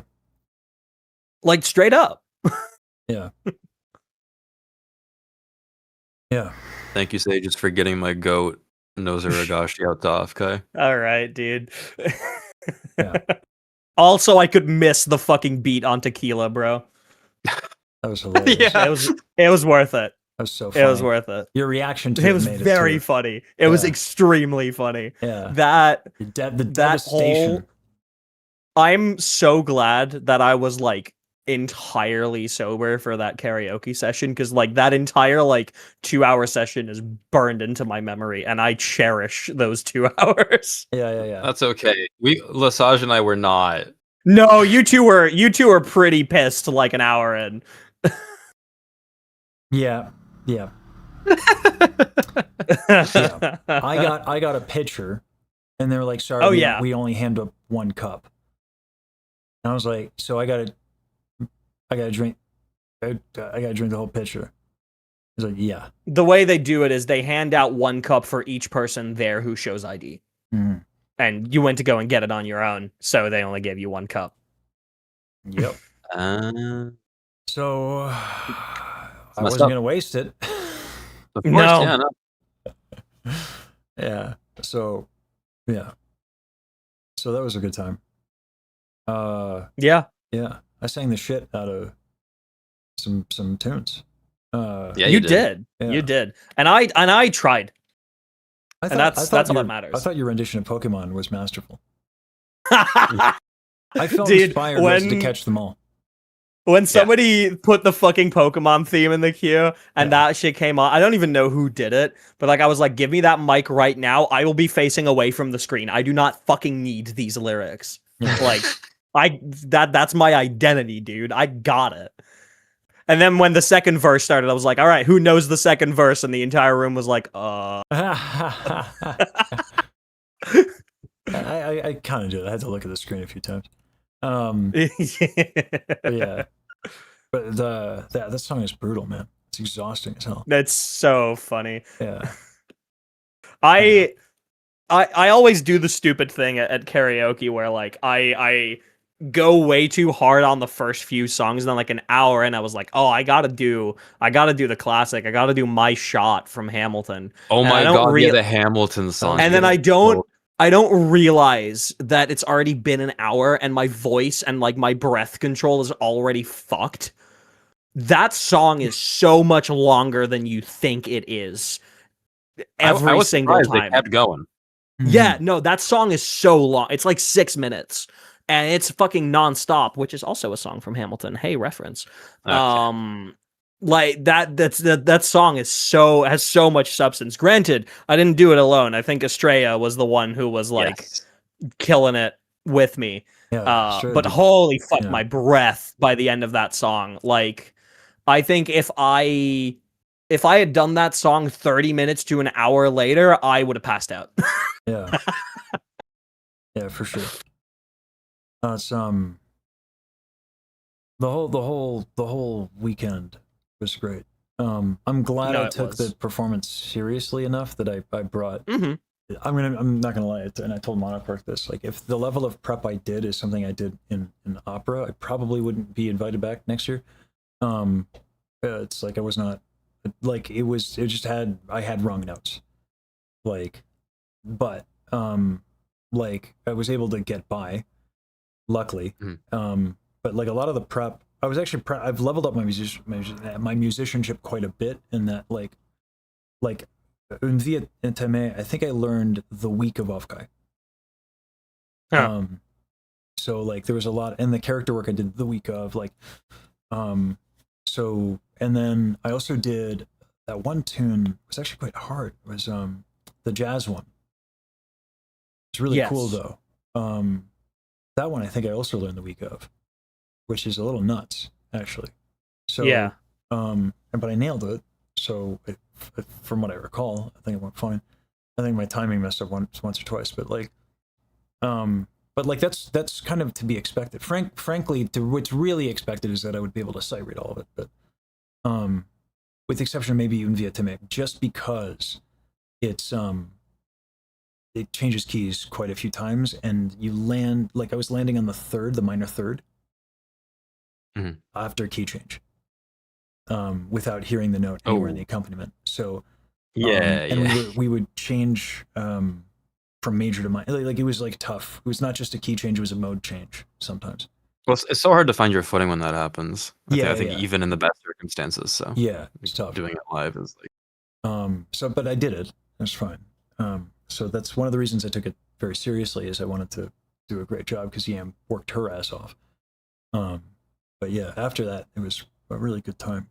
It wasn't like it was a bad time beforehand. It was a really good time after. And yeah, Maiko, I shadowed Maiko for like 3 hours. He was really generous with his time. I didn't know like Maiko. The bit of niche within a niche micro celebrity makes way more sense now. Because like Maiko was and Mana were going around like signing autographs. I was like, what? Because I don't know. Yeah, dude, you signed like 11 autographs in the span of like an hour or something, right? It was in a day. Yeah. In a day, right. Which I didn't see coming. It was mostly Michi's people, but there were people who flagged me down. Yeah.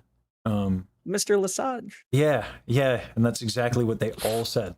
So I thought about changing the channel name from Lesage Singing to Mr. Lesage. To Mr. Lesage Singing. Oh, that's really funny.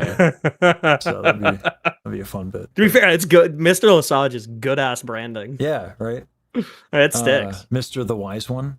Mr. Okay, I don't agree with that one. I don't agree with it at all. It's called being aspirational. That's the point. Okay. Naming yourself after the goal, not like the current. Exactly. Yeah. Sure. The Wise Singer. I'm gonna change my name to Rosa the Goat Nagashi. One day. What do you mean? Yeah, but the whole situation was dope. And again, like the only thing that would have made it better was if Bajiru were there. But like, man, the fucking music, the people. Talked to Michi like briefly, because like Mana was on a call with her. I just handed you the phone, right? Yeah. Well, I think he wanted to hold the phone, but then I was like, dude, you sure? Like, you're more to me than a phone holder.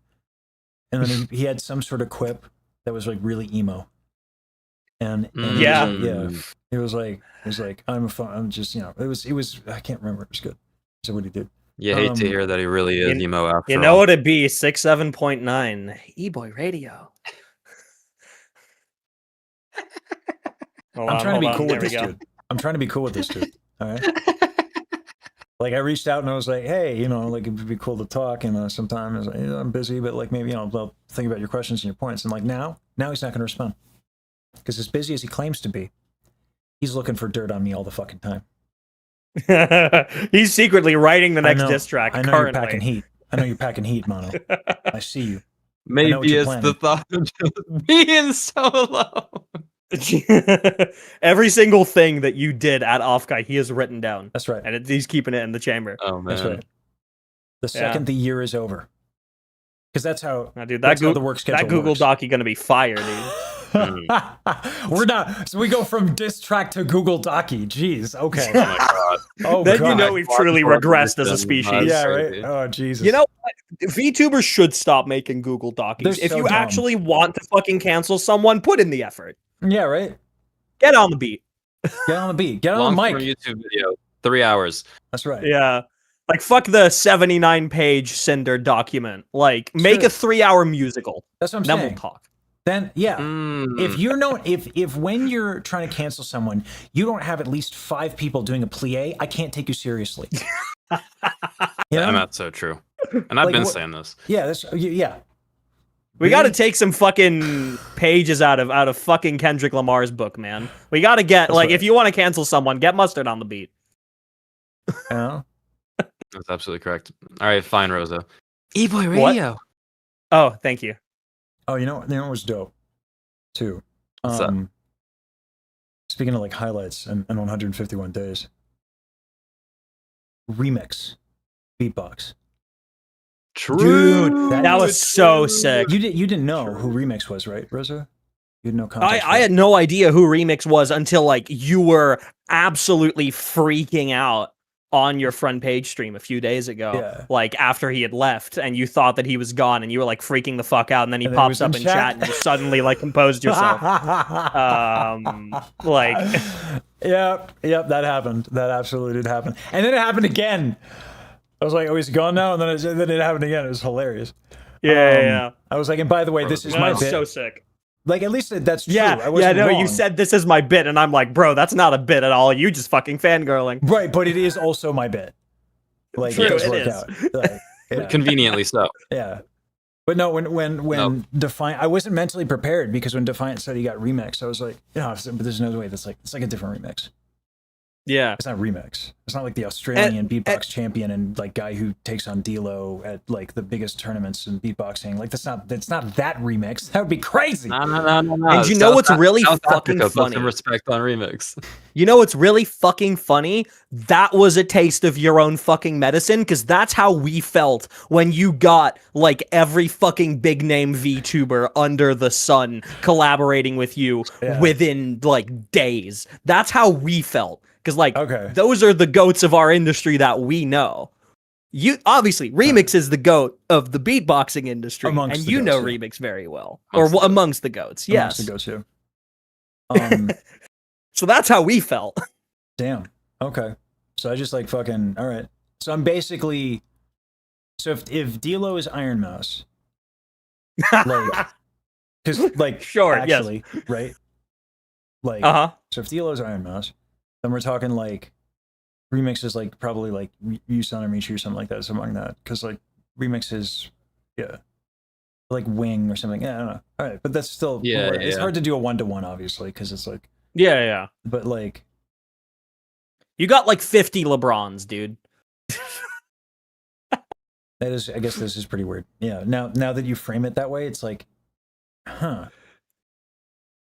I mean, I did get like, I almost collabed with, I think, Shazam and Sin at one point. Oh, cool. Yeah. Oh yeah. And that fell off. So I was getting traction in the beatbox scene too, and I just stopped. Mm-hmm. Oops. I thought that it was really cool. I didn't say this on the day itself. Obviously, like, for the past few months, like, all of the VTubing stuff has been paying off, like, incredibly well for you. But I thought it was really cool. Like, obviously, like, beatboxing stuff, like, has been a major part of your content over the years. I thought it was really cool that, like, you didn't abandon that on that event, and you, like, well, Gem basically introduced a new audience to that. Because, like, everybody who came in from, like, the VTubing boom in the past few months, who maybe was not familiar with, like, that type of content that you used to make, and then some of the people that, like, you've had on previously, like, I wasn't very familiar with that. You introduced me to that, and I thought that was fucking kick-ass. Yeah. No, beatboxing, when people hear it, like, beatboxing at that level, I've never met a person who isn't just like floored by it because it's outrageous.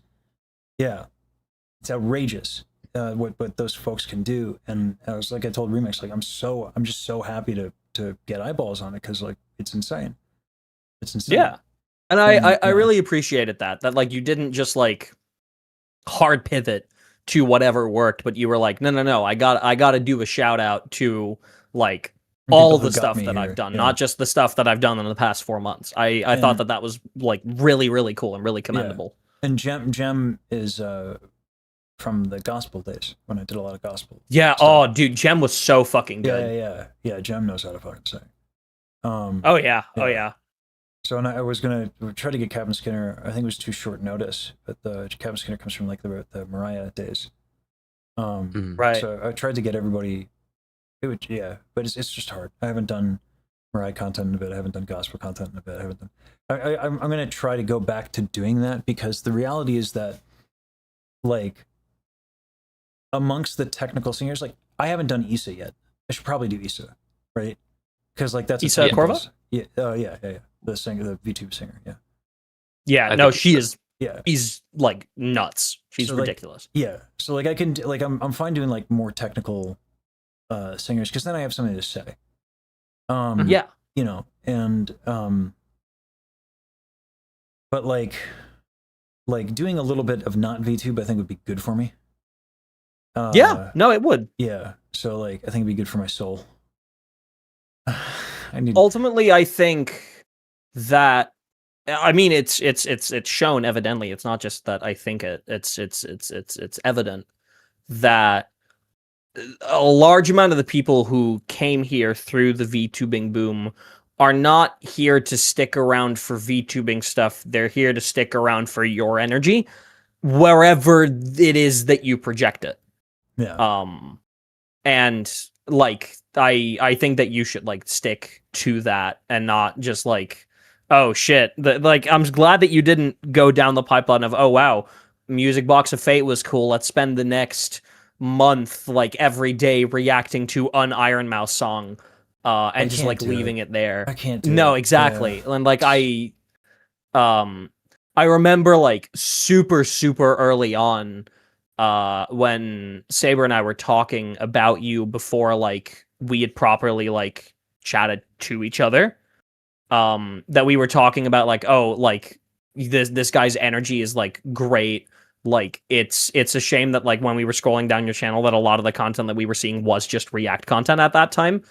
And like the fact that like you made that pivot basically instantly after we said that, I thought was like really like fucking cool because you have so much more to bring than that.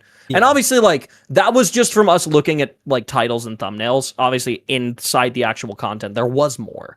But like now there's more on like every single level, not just like the deeper level, but even on the surface level, there's like so much more to it. I mean, fuck, your most recent uploaded video is like the live performance of Music Box of Fate at Offkai. Not anymore. It's not anymore. Okay, well, but you upload quickly, so fuck you. No, no, the most recent one is basically, you're gonna laugh. It's basically an announcement that I'm going to return to React content, but also do music videos because the level of emotional connection that I have with people in the space makes it really hard to do this like power friendship shit. It's really hard. Like it's fine if we do this, and I could do this with Baji and Daryl and you know Pharaoh, Michi, or something. Like not like. You know, Michi's busy, so it was all hell. And I think, like, to be honest with you, Michi's being considerate and merciful with me and not collabing with me. Because, like, when boggles my mind. Pharaoh was explaining this to me. It was like, Michi's probably not going to collab with you for, like, a long time if she ever does. It's not because you're not cool. It's because she's got haters. And they are dedicated. And I was like, who would hate her? And he's like, well, bad people. I'm like, oh, apparently. You're here for the authenticity, absolute love when you break down the physical aspects of vocal technique. Yeah, that's what. Jesus, this sounds so douchey, doesn't it? I was gonna say that's what ERB said. But that's what happened. She did say that. But it's like I mean, I want to put more into the React content in terms of I got to get Resolve fixed, because like what I would usually do is I'd do the React, tab the VOD, and then I'd put in like little bits and stuff like that. And actually, that is where Not Just an Anime Girl came from. True. That is where it came from. True. Was my React to Daryl stuff. You know, it's funny. I was literally watching some of the like early like music box reactions and like videos that you did. I was rewatching them today. I don't know why. I think one of them popped up in my feed. I think it was because I uploaded the live version that we did on your stream a few days ago. Yeah. So like one of them popped up into my feed and I was like, oh yeah, you know what? I should watch that again. I was just reminiscing. I was having a fucking great time. I was like, oh my fucking God, this really is how it started. And like so much has changed, but also really nothing has, because like my favorite moment in that, I think, is when you're like listening to the community version, and you're like listening intently, and you're like, oh, some of that's really interesting, and you're like looking pretty serious, and then the moment that the choir comes in the last chorus, you just like instantly start fucking shouting and you lose it, and fuck, dude, that was like really nothing has changed. Yep. Yeah, this is my shit. Yeah, no, I remember. I think you were like, it was something like, we gotta get some fucking chutzpah.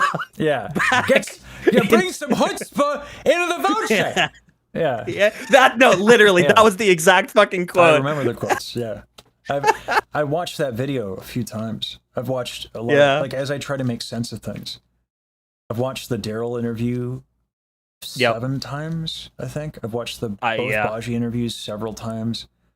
I've watched the Michi one a few times. Like, it's been, because it's a lot to take in. Like, this is like my life went upside down. That stream, that one where I did the community react, was the first time I'd ever had, I mean, I had 400 viewers.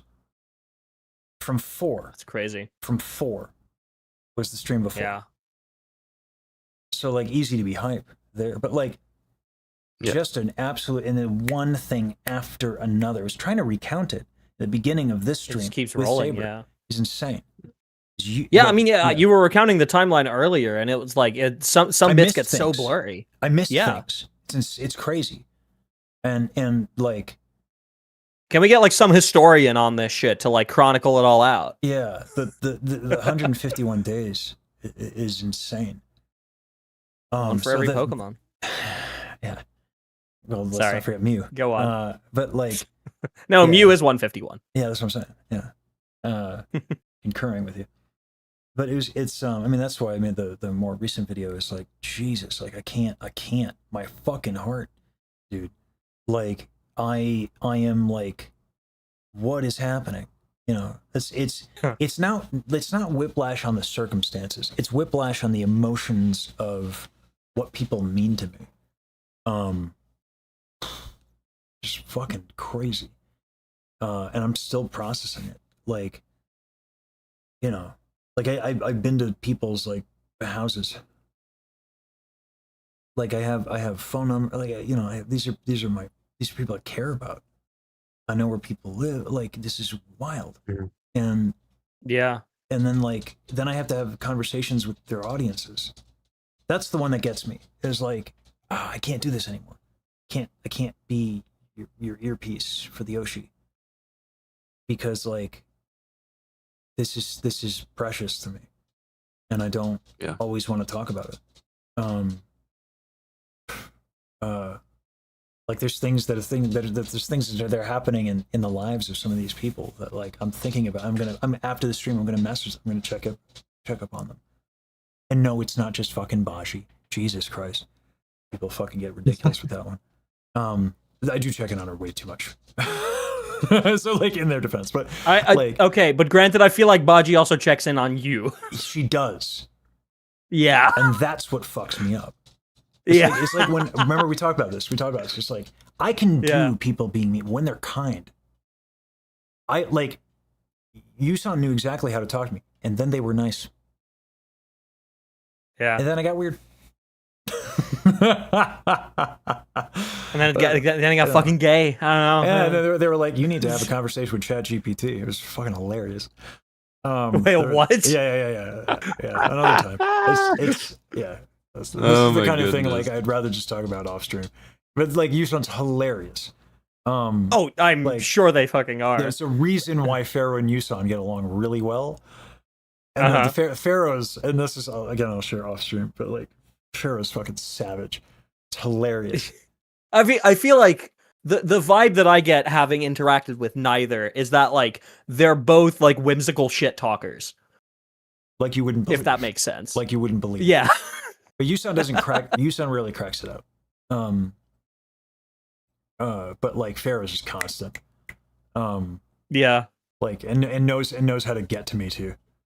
And like, yeah, I mean, he has said repeatedly that he would kill you. Well, this is what's funny. I'll type this to you. Let's not say it out loud, but like, yeah, sure. This is what he said.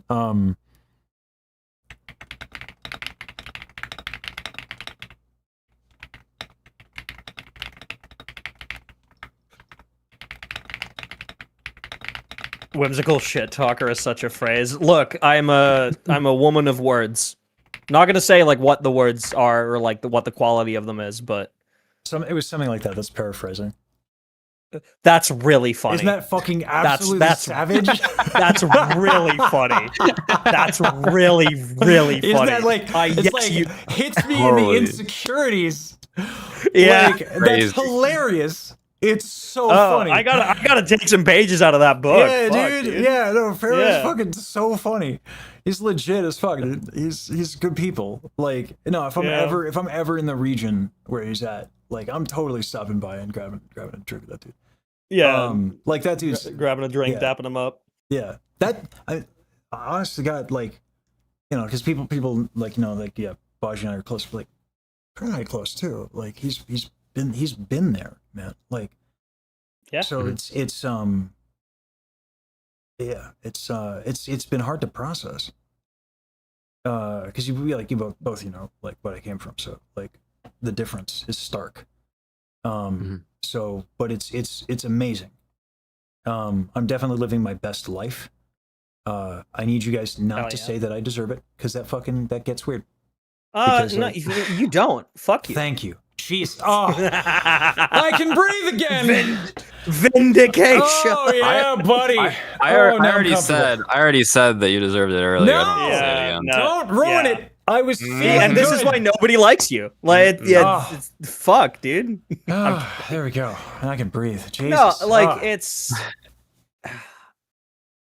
obviously there's a shit ton of like luck involved in everything, but ultimately you are somebody who capitalized on the things that happened to you in a positive way that didn't just mean that it did good shit for you as an individual for your own bottom line, but it lifted up a lot of people and it gave a lot of people some really good fucking times.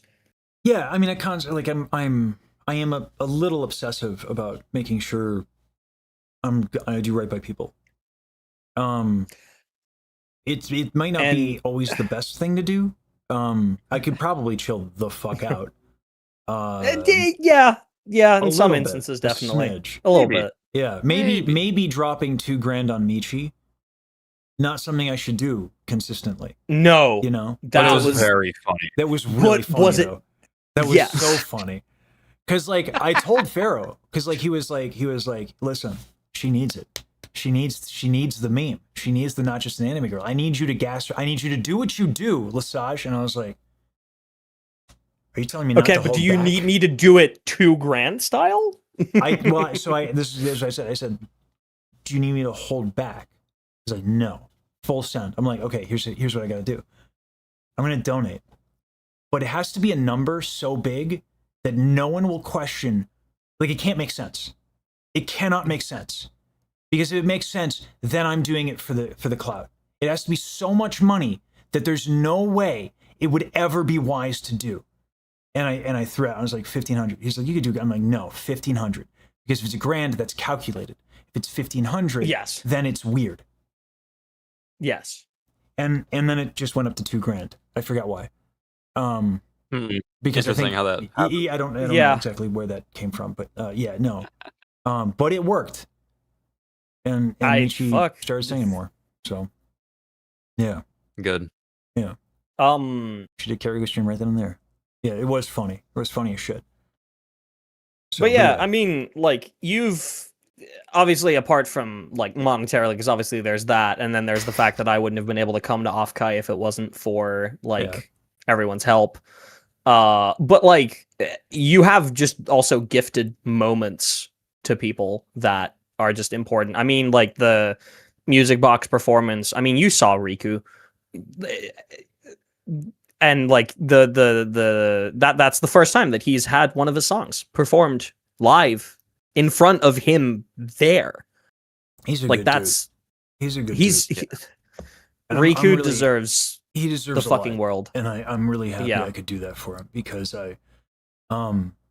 he always struck me in direct message as a sensitive individual, but like seeing like he's just a guy who's hard on his sleeve, just an open soul, and seeing him in tears and then being thanked, that was just like gut punch. We literally held each other crying, because I told him I told him why, like, what the performance was about, and he was taken aback, and we just commiserated, and like I said, I had to call him on stage afterwards, otherwise it felt wrong.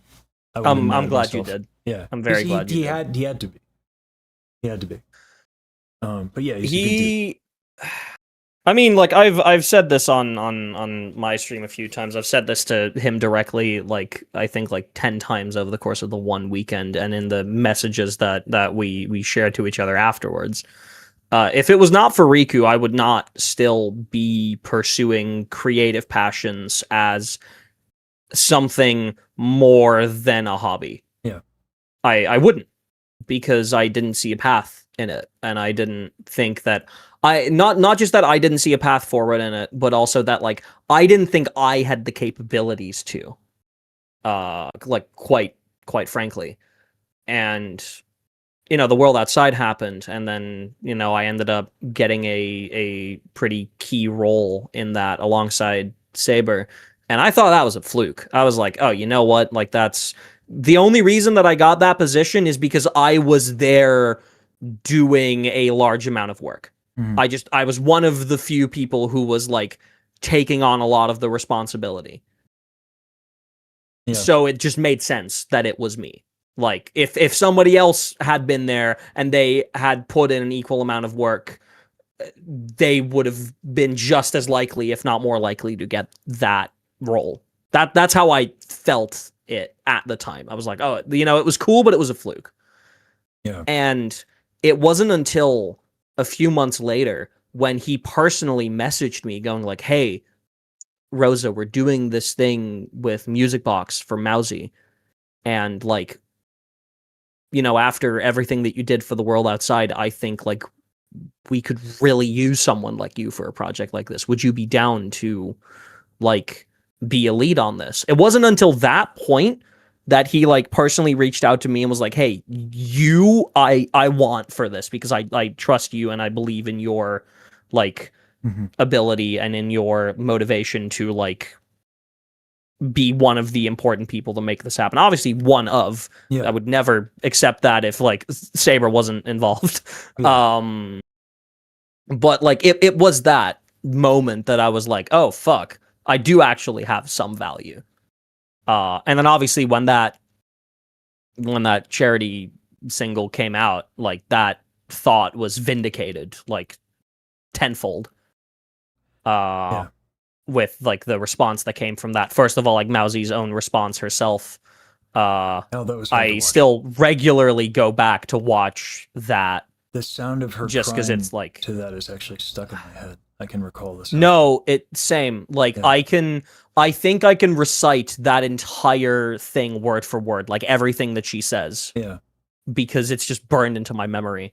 Yeah. And then obviously like such afterwards, a lovely human being. All that philanthropic work, like that's one of those things where like that's like what I love about people might be like the sage energy. Like I always say, like I look for people who are doing nonsensically generous things.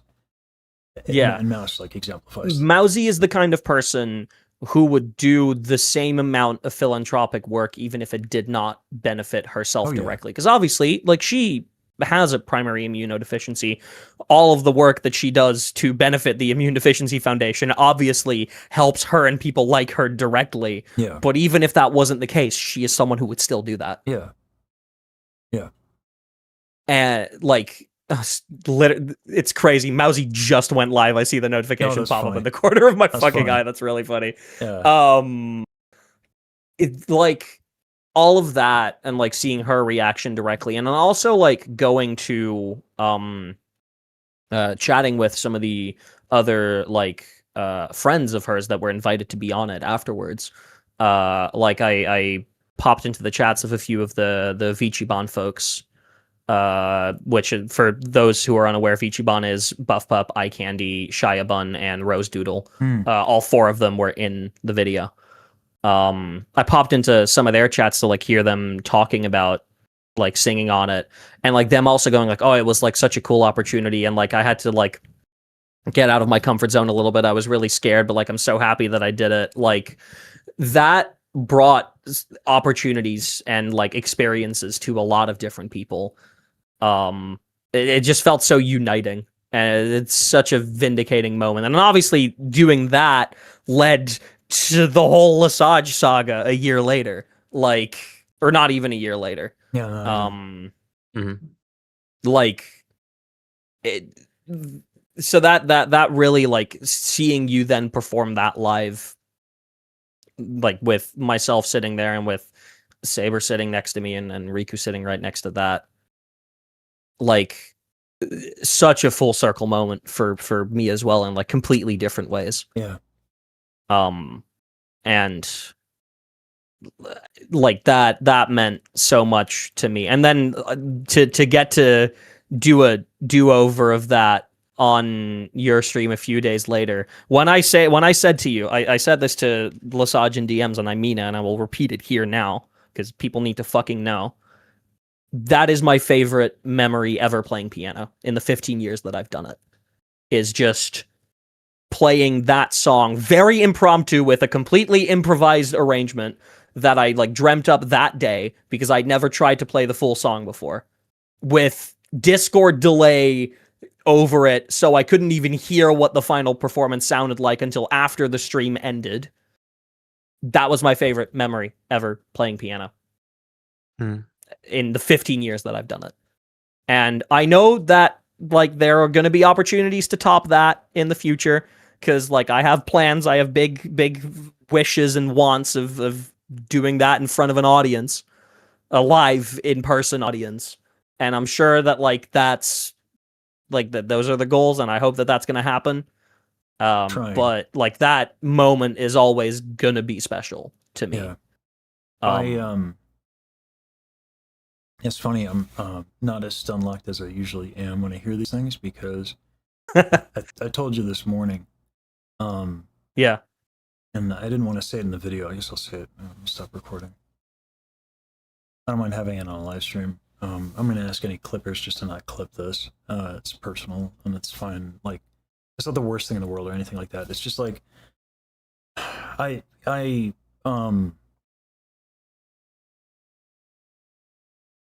was told that people have been trying to tell me this for a bit, and I just didn't believe it. That like a lot of like the stuff that like, because I didn't know, I've only known Baji for a little bit, right? So like that she's like willing to do a lot more than she was, and that she's a lot less afraid, she's a lot happier. I was like, yeah, whatever. As people. And Eric Mean was like, no, that's you. Like no small part of it. Anyway. Yeah. And that's them saying it, and I figured whatever. Right? Correlation, not caught it, whatever. She told me as much, that I've been a decent part of what's going well in her life. You know? Yeah, I mean, I said the same to you like this morning. Like my life has improved a lot over the past 7 months, and there are a lot of reasons for why it's improved. Like obviously there's a lot of stuff that has happened to my life that is very not public as well. Yeah. But yeah, it is no lie that your involvement in those past 7 months have been a part of why my life has improved.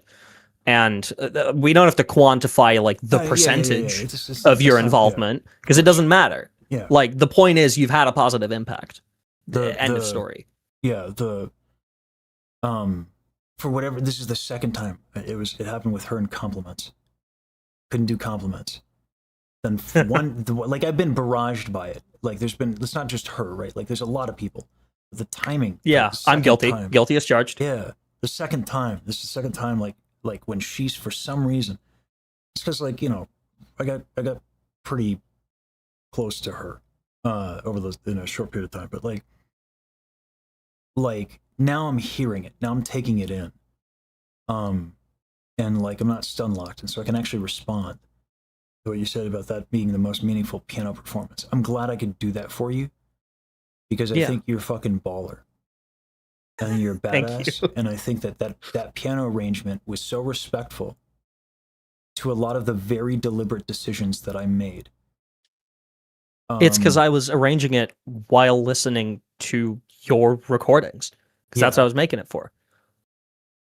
I was like, well, I'm going to be doing this with Lesage, so like he's probably going to be doing some of his bullshit. Yeah. It's funny as well, but yeah, so a lot of people don't like that I made changes to the tune. No, I love that you made changes. They make sense to me. There's, like, explicitly, the thing that I like most about your version is "Forever I'll burn for you." Yeah. Like, that is, like, that's yours. Like, if I'm listening to Mousy singing the song, I wouldn't want to hear her do that. But when I'm listening to you singing that song, I want to fucking hear that, because that's yours. Yeah. And like, that's why I was pissed at Offkai. My voice was too tired to do it. Yeah. Forever I'll burn for you. Yeah. Get a fucking load of this guy, dude. Yeah. I mean, like, it's I love that. Yeah. I didn't think about it too much until you and then Yuson pointed out that was their favorite part. Yeah. But I did so many naughty things that you just don't do in classical music. Like crack there. You don't crack. You know, but like it's emotional, so why not? Yeah. Exactly. No, I mean, and that's what that song is. That song isn't just like a classical opera performance. Like there's so, even for Mousy, like there's so much emotion in that. And once again, not just for Mousy. There's so much emotion from like Riku, Daryl, and Yam in there. So many people have poured their hopes and dreams into that song. Yeah. And then obviously the community cover made even more people like pour even more emotion into that. Connor, especially. Yeah. I didn't feel like I successfully made that song my own. What a challenging thing to do, by the way. When a piece I think at this point loaded, you have. It wasn't until Offkai that I could. Yeah, no, that's fair. That's very fair. And that like, because it took me so long to get back into technical shape, and then and then I did nothing with it. I had musical decisions, but I did not do the work with the text. Yeah. And so then to finally do that, and then I got demolished. And then thank God, going to the World Outside performance, I was so like being surrounded by people. Like I actually have a hard time when I'm in choir as well. Being surrounded by people, there are just reasons for it. I don't have to talk about it, but like loud sounds, lots of stimulation, and surrounded by people, I'm not comfortable. I hate those environments. And I sat through like, and it was funny. I told him, it's just like, you didn't have to do that. I was like, yes, I did, because your work like inspires the shit out of me. Yeah. Why did I agree to do Bajiru Day? Yes. Now I'd probably do it predicated just because it's for Baji, and it'd have like, I can't do like all this. Just like there has to be more. Like my community benefits from it, right? But like at the time, I didn't know her, not really. I still like don't like I know her a little bit, but like, you know, it's not been that long. But like I didn't know her damn near at all. It was Riku. Like Riku did all these community things, and the Tom Baji's came to me and like, can you get some help? Because we don't want it to fall off again. I was like, sure, because this sounds like something like that Riku would do, and what he does with his community management is what I want to do. Because it makes too much sense. I remember this was before free lessons got funded. I was talking to I know Sab3r was there. You might have been there too, Rosa. I was like, what if I just teach people who are doing this thing for free? Yeah. And you were like, don't do that. That doesn't this is too much work. And then I said, and I didn't say this at all, but then I said, are you asking me to fucking chill? That's very intimidating. I'm not looking at the screen. I'm not looking at the stream right now, but I'm like 99% sure that this fucker just like did like an 80-degree turn to the camera and like deadpan stare into it. Right? Like I've only got the chat pop out. Yeah. Oh, it's predictable content. Oh no. I'm unoriginal. I'm uninspired. Shit. I could hear the fucking chair turn, dude. That's funny. That is exactly what I did. Yeah. I even did the fake knuckle crack thing, and I was going to do like, and that's a very intimidating sound that you couldn't hear right now, but it was very loud. Fuck. Yeah. Now my bits. I need new bits. Anyway. Yeah, you're getting predictable, man. Amazing. Damn. That's really funny. But no, dude, the world outside, like, what? I'm watching everybody stand.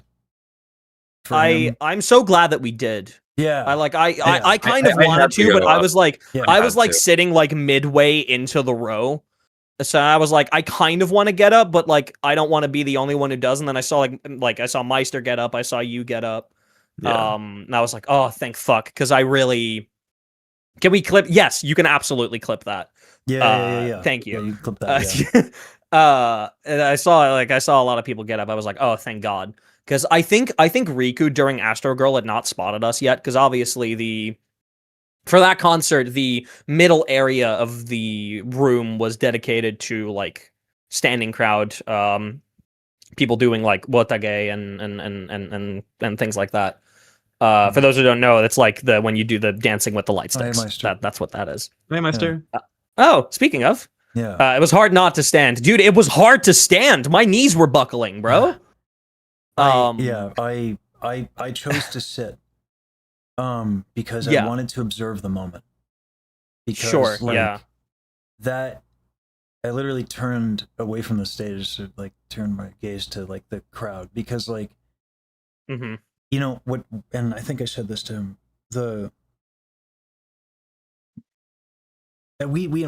we talked about this, Rosa, is like, you know, content should have impact, right? And when you have impact, you really like can change people's lives, even if it doesn't have a lot of reach.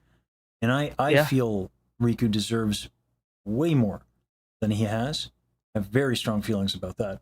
But if we look at the amount of lives that he's impacted, yeah, for sure. But like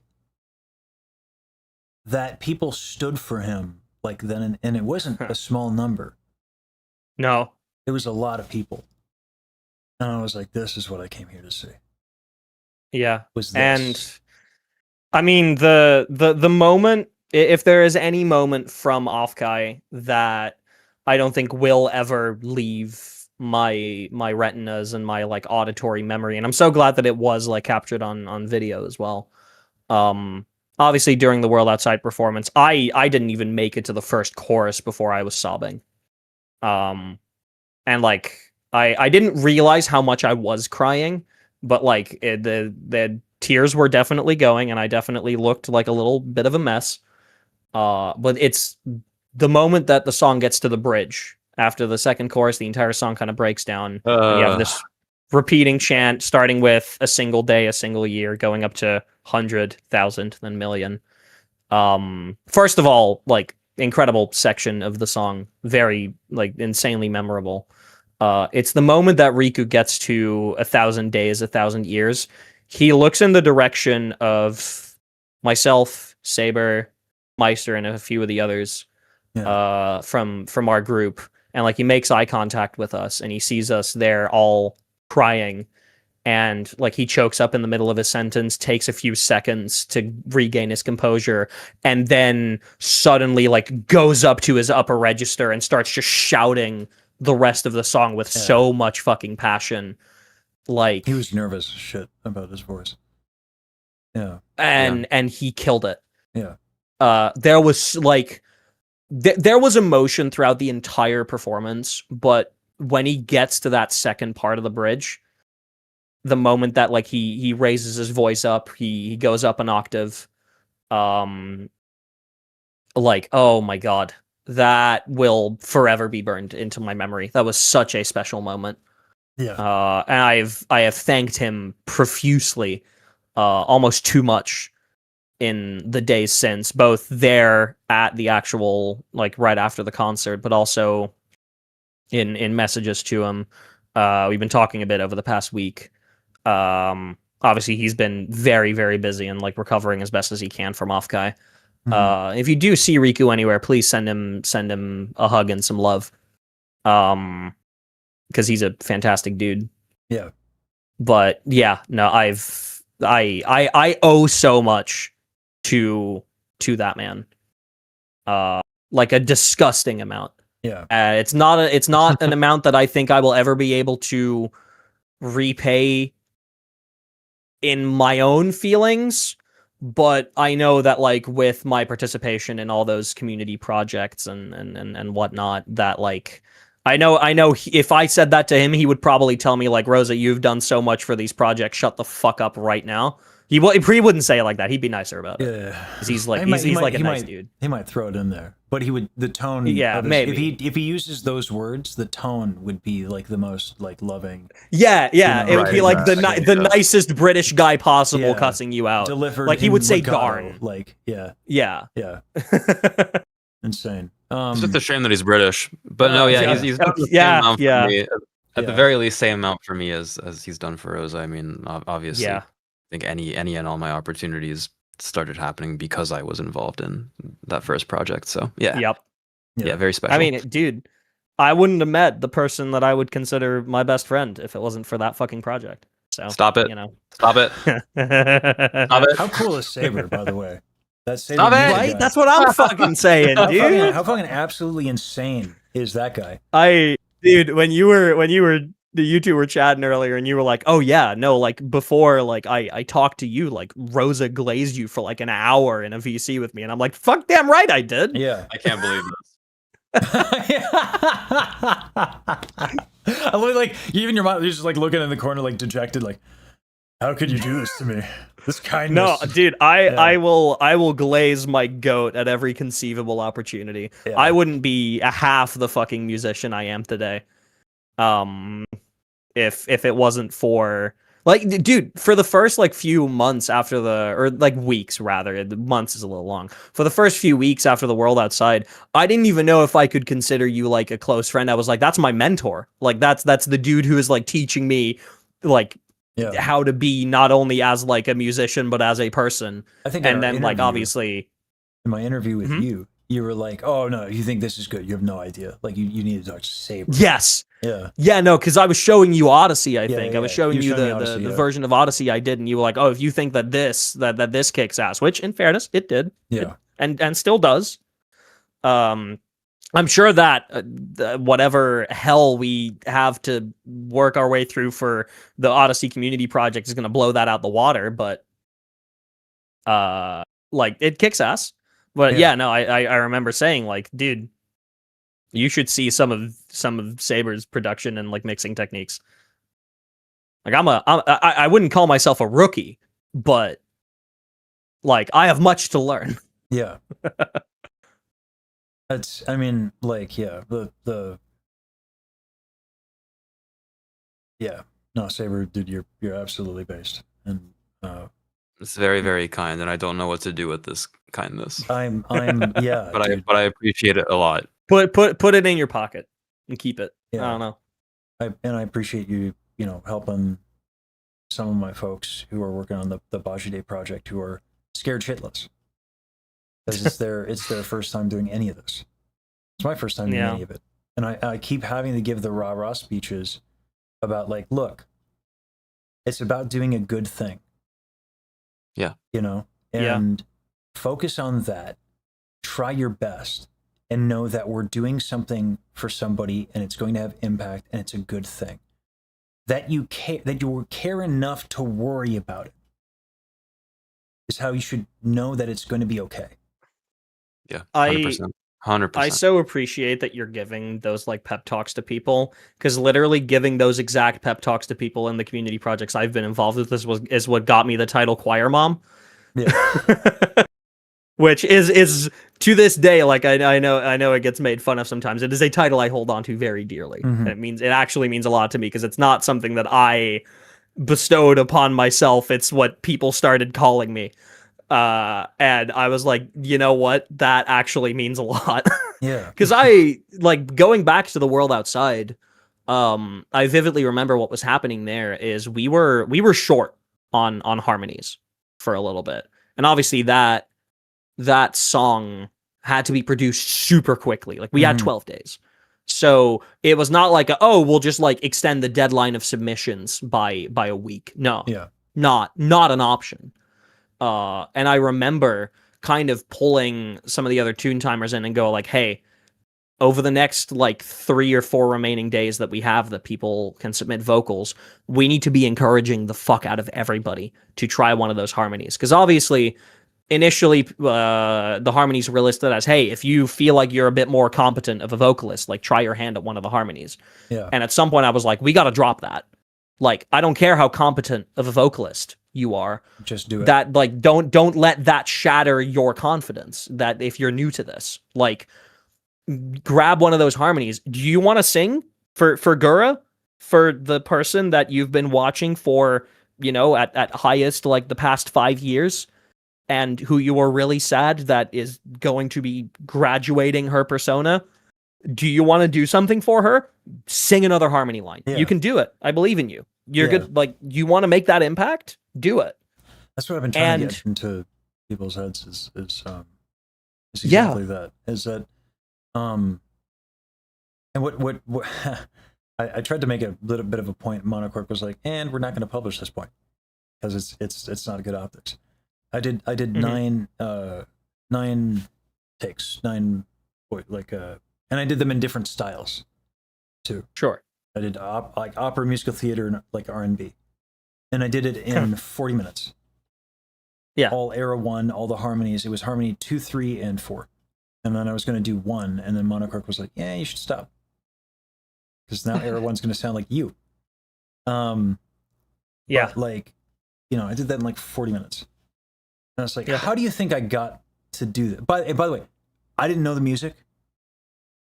I don't even know I fucked up on the lyrics a little bit, too. I learned that shit. And I did it all in 40 minutes. Yeah. But it's because I've done it a lot. I've sung for a very long time, so I can do it. And you don't get good if you just don't do it. So do it. Just fucking do it. And then do it more. And then do it more. Yeah. Because this is not the last project we're going to do. For the record, not scared shitless, just trying to lower expectations when people are used to getting Sab3r mixes.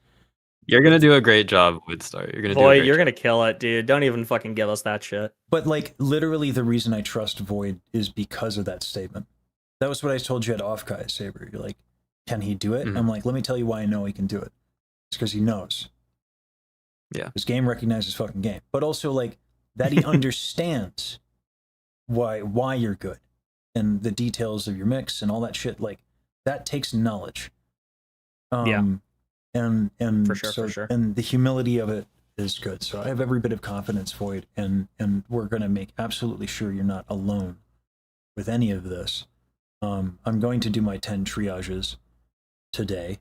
This time I will check for the lyrics. 'Cause I haven't. Oh, dude, that's so real, dude. Holy fuck. Yep. Not checking for the lyrics in the triage, and then the tune timer goes, hey, wait a minute. Oh my god. Yeah. That's so fucking real. Yeah. And then Void was like, hey, these whistle S's are like we gotta go and throw these back in a triage.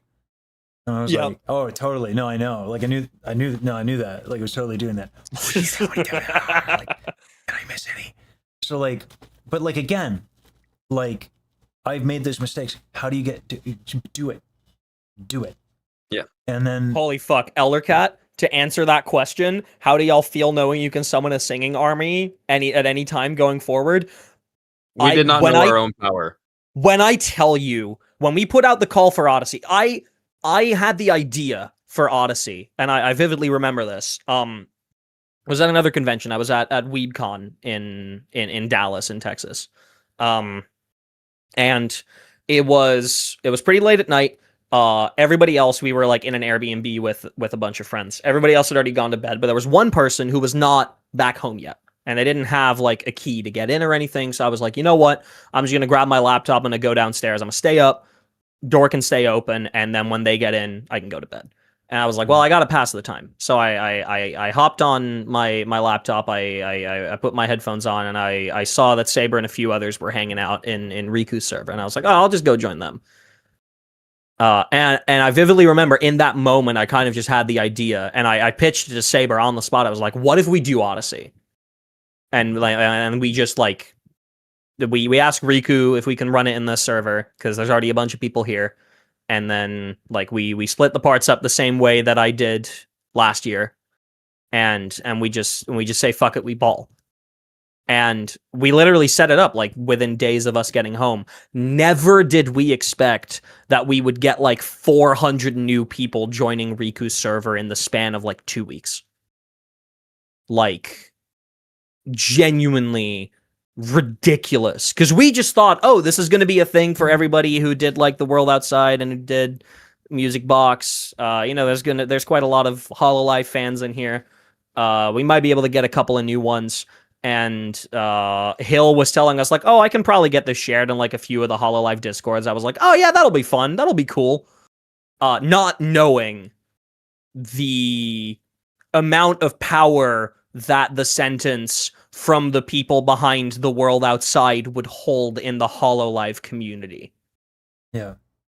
Didn't quite get that until we saw that spreadsheet pile up very fast, and we now regret the amount of work that we still have to do to get that project over the finish line. But it's going to be fine. It's going to be fine, and it's going to come out amazing. But like, it is, to know that you're able to summon that many people to willingly sing on a song with no compensation just because they want to help make an impact, that's electric.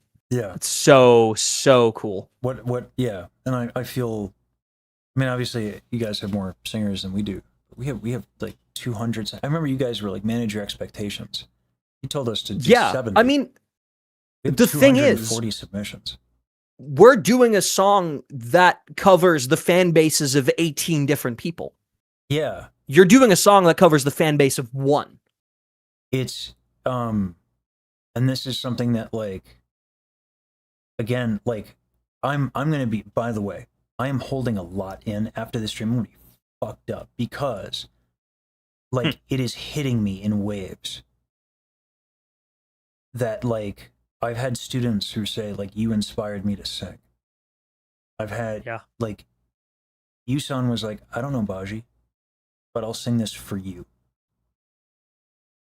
Mm-hmm. And now like I remember, I have these memories, but now I'm like letting it in, and I'm actually gonna request that we wrap it up because I'm gonna be a fucking mess in the best of ways.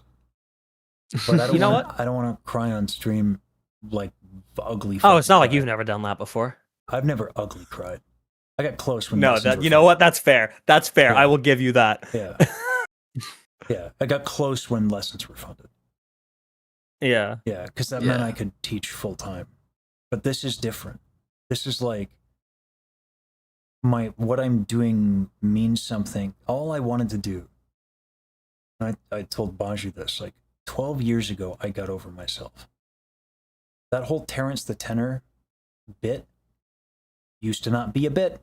I used to be a dick. And then I got over myself. And all I've wanted to do since then was be as kind to others as like people like Marilyn were to me. I've had so much fucking opportunity. and so much kindness done to me. It feels wrong to not pay it back. But like, you know, I got so sick of everyone saying, make your money first. I'm like, what if I never make the money? Which is a lot of people, by the way. Am I supposed to wait to be a good person until I have fucking money? You gotta be shitting me. I'm not gonna do that. I'm gonna make it work. And now I get to do that. And so like, and it's working. And it is not just working for like people that are community members. I can't call them strangers. That's not true. They're not like randos to me. They're my community members. But now it's like, now I'm getting it. I'm like, oh, Jesus. Like the people who have meant so much to me. And during this like transformative phase in my life are now experiencing benefits from, like, it's so hard to, like, I'm letting it in and it's welling up inside. So I need to fucking go ugly cry because it heals something quite deep.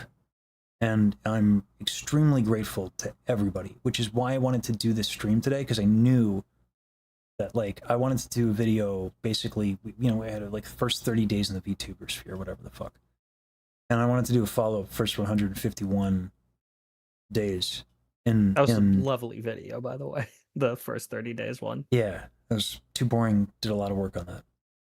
He's busy with music videos, so this is just going to be a little bit of a jump cook and cat one. I tried to organize it real good and just, you know, make a good point and be thankful and all that. But you know, but this that's why I did it. I wasn't supposed to stream today. I messaged Sab3r. I was like, you want to fucking stream? He was like, yeah. So thank you for inviting me on as well, by the way. It means a lot. But what would it be with that? Like, it's got to, and I told you this when we were eating the best damn chicken sandwich. Like, the series of events were crazy. It was you. Yeah. And like, like what I've almost left the scene. People scare the shit out of me, by the way. They do. No, dead ass. It's not a joke. They scare the shit, and I have every reason. Why do you think I do the bits? Why do you think I fucking act like a maniac? Because it's terrifying. I have almost stopped several times. You, and then Sab3r's pep talk, and then Carl's student breakthrough, Pharaoh, me, like this. It's just again and again and again. Every time I'm about to fucking stop. Maiko talked to me for like 3, not just at Offkai. Got on a VC. I was like, I think I want out. And I was like, he just talked. And I messaged Baji this morning. I was like, I think I'm going to leave VTubing. Period. Because I don't know how to navigate that I care about everybody, and then also, like, there's the audience and the incentives are all fucked, and I don't know how to sit with this. And I was like, luckily this one I came to myself, and I didn't need someone else talking me out of doing something stupid. But like, that's the thing, is like, I'm sick and tired of getting credit for Baji's growth when that's her. Sure, maybe I helped, but like, the real shit that has to happen is like, I gotta grow as a human being, and I am, and it's like other people doing it, like helping me to do it. And it makes people less scary. So I'm calmer. My mind is quiet, which has not happened in 20 years.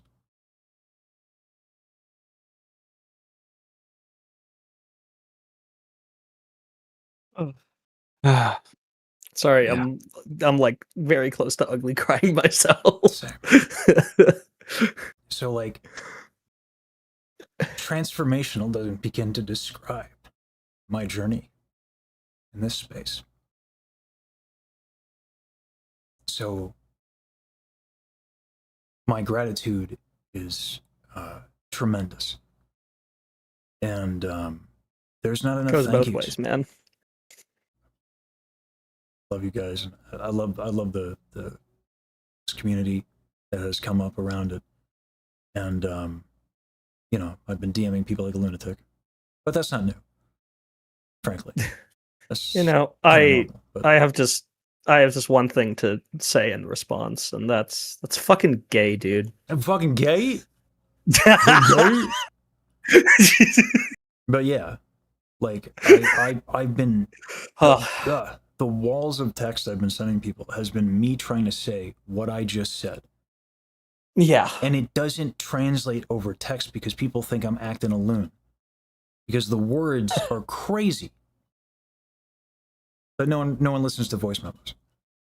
I don't fucking I listen to your voice memos. You know that thoroughly. my voice, yeah, you know my voice memos. I know they're the good peak. shit. They're good. They're the good shit. Yeah. A lot of people. Oh yeah. Yeah. But I've also sent you good voice memos. Yeah. Anyway. It's true. This is true. Yeah. No, it's been an insane ride, and yeah. So yeah. So I'm gonna go fucking have some food, ugly cry, and then do some triage, because the reality is that, oh yeah, like, the reality is that the mind's await. The mind's awake, but also, like, you know, like, Baji's been a lot of the target for this credit. Some of it's misplaced, but like she's been great. She's fucking super friend, like super great friend to me, and like. I have to take it out on her, but I can't because she's super busy being a fucking awesome human being in other capacities, so I can't. So I got to go to the fucking mines. And this fucking you can clip this. Baji, okay. I'm sick and tired of your kindness and goodness. You had a false advertisement. You were a dick during our first interview. You were also kind and lovely. But no, you were a dick, an assassin. That was the bit, okay? Now you come at me with kindness? Oh, no. No. I'm gonna make you pay by making the fucking best birthday gift that I can fucking do, because what would I do otherwise? Like, be fucking emotionally responsible? No, absolutely not. Have you seen this guy? You wouldn't do that. Have you looked at me? Does this face look emotionally responsible? Look at the cut of my jib. My visage screams unstable. The visage of Lesage is unstable as fuck. So yeah, no, I'm gonna do some triage and take it out on her. And you can cut the clip there. Anyway. Editor, cut the clip. Yeah, there we go. All right. Anyway. But no, like, that's delightful. Yeah, but like, you know, it's obviously not just her. Yeah, you know, that's why I have you guys on. That's why I DM you like a fucking lunatic too. You know, Pharaoh gets it. Fucking obviously Daryl gets a lot of it too. Like, it's been an insane roller coaster, and like the amount of hanging on to dear life of my own mind that I've had to do in quiet at night because of all of the insanity is wild. But damn it if it's not the best thing ever. Because like it is a wild ride, because it's like all of these things that I learned and all these lies that I told myself about the quality of my character and all of these things, they're just like they're going away in my own narrative, which is why I can finally sit and notice that I need to do the dishes. Which is the least attractive part of the whole mind of being quiet thing. It's like, oh shit. No, that sounds really fucking good to me, dude. Like 20 years. Like that, if you know, you know. Yeah. A quiet mind. I told no, I can't. Like this is why, by the way, like it's so much. It's so much. It's hard to I can't, like, it's so precious. Like those moments, like I know the exact image of when of those words that were sent to me in a text. And I had that image, and then all of a sudden, whoosh, quiet mind.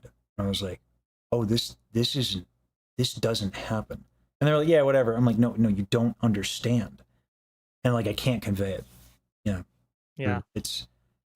But like, all you can really do is like keep chasing after those moments. No, fuck that. Absolutely not. No, what I'm going to do is going to make people pay, and I'm going to be nice to them with extreme nonsensical kindness. That's what I'm going to do. Because God forbid, I do my dishes. God forbid. Okay, well. And on that note, hey now. Oh, I realize the dishes are dirty. That doesn't mean my mind is calm enough to do them. That takes fucking discipline and self-respect. Yeah, Absolutely not. Fuck that. That's like step 5. We're in step paper plates, and that's fine. Absolutely. No, we gotta get off the paper. We got to stop. I think it's time to raid Iron Mouse and have some avocado toast on some paper plates. That sounds good to me. Sorry, I just got a trigger, but yeah. No. Yeah, you're rage baiting us right now. A little bit. All right. Hell yeah. Let's send the love to Mousy. What's the raid message? I don't fucking know. Oh god, it's her 9th streamer anniversary today. She's been streaming for 9 years. That's wild. Fucking crazy, dude. Too many years. God. Crazy. So, that's like more than 6 or 7. 9. Congrats on 9 say raid years. baiting, maybe. I don't know about that. I don't let's remember, like, Mouse has like heard of me in passing and doesn't fucking know me. So like, like my lunacy, it would probably not have context. So let's remember, let's remember that my level of insanity. Same thing goes for me. Like, just because she follows me does not mean that she fucking like fucks with any of our shit. Yeah, let's not even do. I think is this my first time raiding Iron Mouse? This might be my first or second. It might be. I think it's my first. It's my first time raiding Iron Mouse. Oh, let's. Yeah, that'll work, Carl. Yeah, let's go. Just a second. Okay. Hell yeah. I don't have that Mousy emo, but I have the Lesage emote. So we make it work. All right. Well, let me know when we're signing it, and I'll send my side as well. I hit the button. All right, chat. And a big thank you. It's been a pleasure. Oh, I'm not allowed to raid. Apparently that was not allowed. What? Oh, she probably has a viewer minimum. Oh, yeah. Okay. All right. Everybody, go into Lesage's stream and then go into Mousy. Yeah. Abandon. Yeah. Move over. Rotate. That's too funny. All right. I'll see you. See you, everybody. See y'all around, chat. Bye, everyone. Bye, chat.